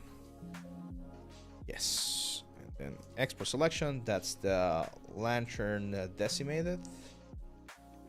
And this is the base. Lantern base. There we go. What would your 10-year-old self think about what you're doing now? Especially considering all the experience you have. You can literally create anything and turn it into a physical object. No. I forgot to answer that question, Alan. Oh, that's a great question, man. I think he would be very happy. When I was a kid, my parents didn't like video games. They didn't buy us like consoles or anything until we were quite like older, because they thought they were like a waste of time and stuff like that. So it's definitely been interesting to make a career out of like games and creation. I've always been very creative, I think. For a long time, and this is something that I've shaped before. For a long time, I was worried about fulfilling others' expectations of me, and it hurt me quite a bit when I was younger. So the reason why I decided to be a doctor, or why I wanted to study medicine, was because I thought that was the career that everyone else expected me to be, because I was always very good at school. I was always in the top places and things like that. I was very nerdy, very geek, to be honest. So when I made it into the medicine school, and I started realizing like, hey, this is not what I really want to do with my life. It was a really tough decision. It was a really tough time to really make that choice and say, hey, I'm not gonna do this anymore. I'm gonna do games. I want to learn how to do 3D and all this kind of stuff. So I think he would be proud, but he was very confused. Like younger Abe was very confused again about the future. So see, he might be quite surprised as I was like, wow, you end up doing this. That's cool. But we would never imagine, because I did not imagine that I was gonna be doing this when I was younger. So yeah, I guess that's the answer there. So this is it, guys. Now I don't need to print this with a fine resolution. We can go with something like faster probably. Let's keep the changes. There we go. And faster, you will give me slightly bigger layers. It's going to make it a little bit more... it's not going to be as detailed. But again, we can sand this stuff out later on. And I already have a couple of presets here. We got a 15% infill. We got supports that are 3 supports. The 3 supports will have a couple of walls to make sure that they are very nicely supported. And let's just do a quick slice to see how this looks. Is there auto rigging for the lips or mouth movement? Because it looks like it takes forever. Yes, there is. There are tools, Rastex, out there. One of them is called what's the name of it? There's a very famous like Maya like rigging stuff. Oh man, I completely lost the name now. Do I have it here? I'm not sure if I have it. It's not NG Skin Tools. Oh man, no, I don't remember the name, man. I'm sorry, I completely blanked out. But there's one, animation skeleton or something like that. Oh, if I remember, I'll post it, man. But yeah, there are tools out there. Advanced Skeleton, there you go, Wolf Girl. Thank you. Advanced Skeleton. Advanced Skeleton is an amazing tool. It's not very expensive, to be honest. It's quite affordable, and it has auto rigging for a lot of stuff. No, Engine Skin Tools is very good for the weight process. So what I normally do for my productions is I'll use Advanced Skeleton for the rigging, and then Engine Skin Tools for the weight painting. I've done your free portfolio course and noticed you used a subdivision modifier on the beauty renders to make your model look better. Should something like that be mentioned in caption of the portfolio? I feel like I'm being disingenuous if I use a subdiv on top of my wharf. Yeah, you can mention that. But most people know that. Like if they say a very smooth model, they know that that's a smooth model. Like it's expected to see that kind of stuff. So it's not like you're like lying to anyone. So don't. It's good that you notice that and that you want to be honest. But again, like people know.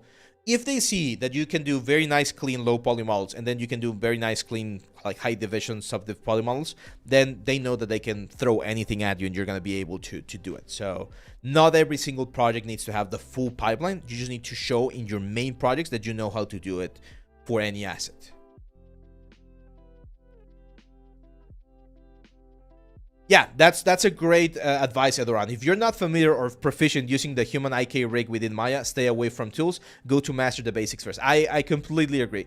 And I do have a couple of like basic rigging videos here on the channel that you guys can check out. I think we did the Mind Flayer, and it was like a 3-part series where I show how to add bones, how to add like curves, how to do constraints. That teaches you some of the basic stuff. There we go. So look at that. So it's gonna be 19 hours. There's the tree supports right there. There we go. A lot of tree supports. But yeah, that should look quite fine. We could maybe minimize the amount of infill. We might not need that much infill. It's gonna be 19 hours and it's gonna be half a spool of filament to do this whole thing. Which is, to be honest, expected because as you can see, this is quite big of a size. So I might need to order some spools to be able to print this because I think I just have one more spool left after the dragon head. Yeah, we're gonna be 3D printing this. But yeah, this is how we would do it.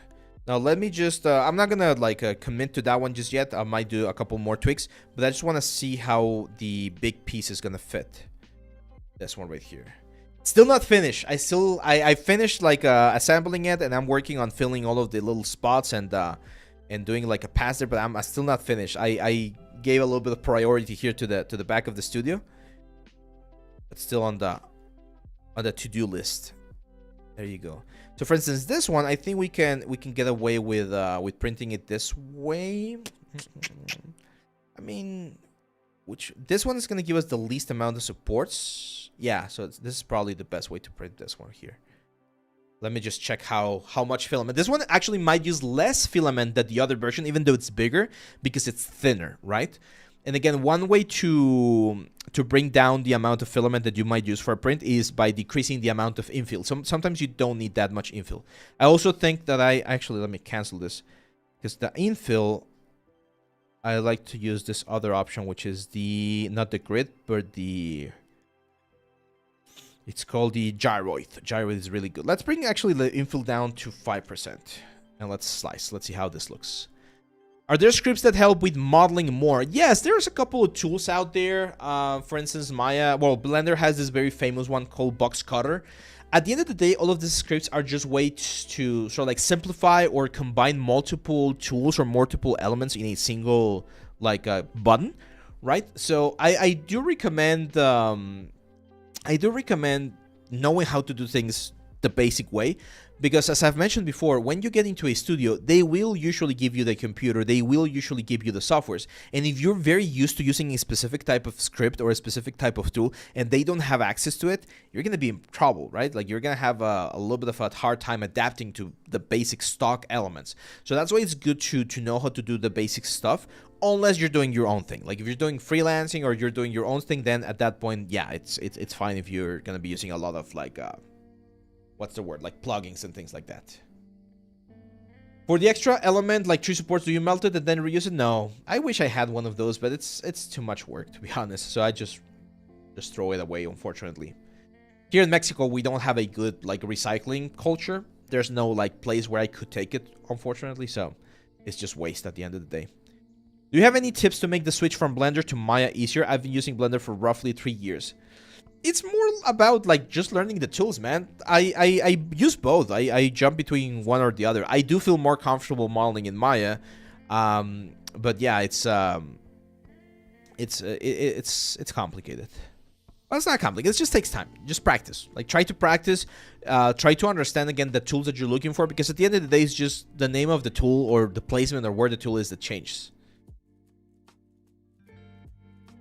It costs an arm. There was a Humble Bundle sale, I think, going on a couple of months ago, Leal, that has Box Cutter very, very cheap, like for $10 or something like that. But yeah, not bad for this lesson, right, guys? We're able to do this very, very cool lantern in just a couple of hours.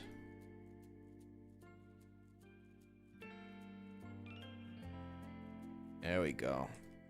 Yeah, if this was for games, it would take a little bit longer to...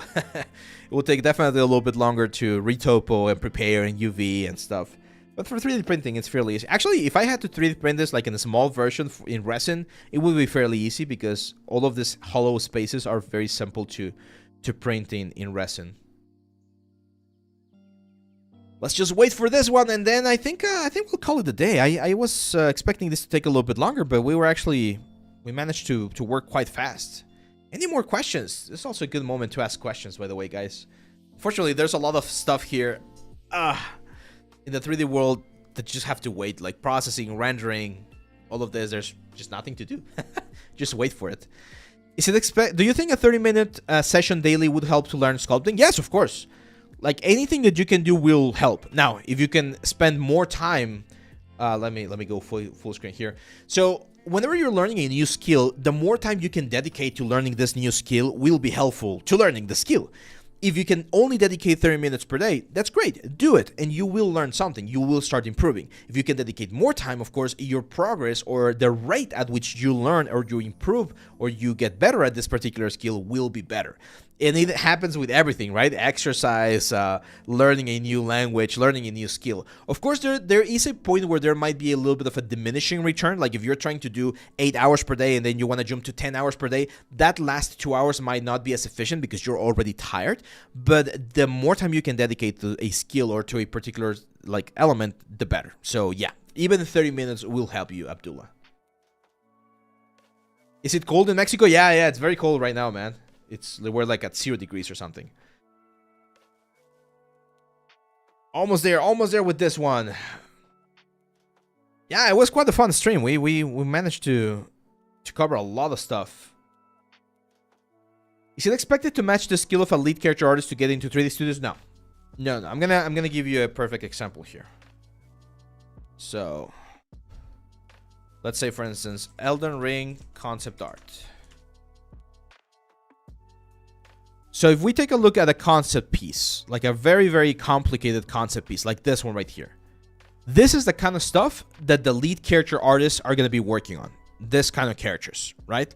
Like this very advanced like elements and objects. This is what, if you're a character artist and you want to get like a lead role, you should be able to see any of this concepts and be like, yeah, I can do it. It's going to take me a while, right? It's not going to be like this lantern that just took me 2 hours, but I can do it. I know I have the skills and the knowledge to do it.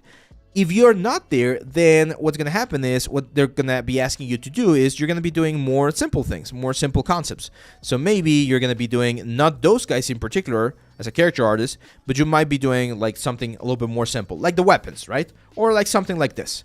Like I would say a junior character artist, like if you're just getting into a studio, you should be able to do something like this as a character artist. Like you should have the skills to properly create this kind of characters right here, even this kind of characters right here, because they're relatively simple to create. The more complex stuff, again, more armor, more pieces, more elements, those are the things that lead character artists are going to be doing. And the same thing happens with props, right? Like as a prop character artist, you should be able to do a chest, you should be able to do weapons, you should be able to do simple ruin elements.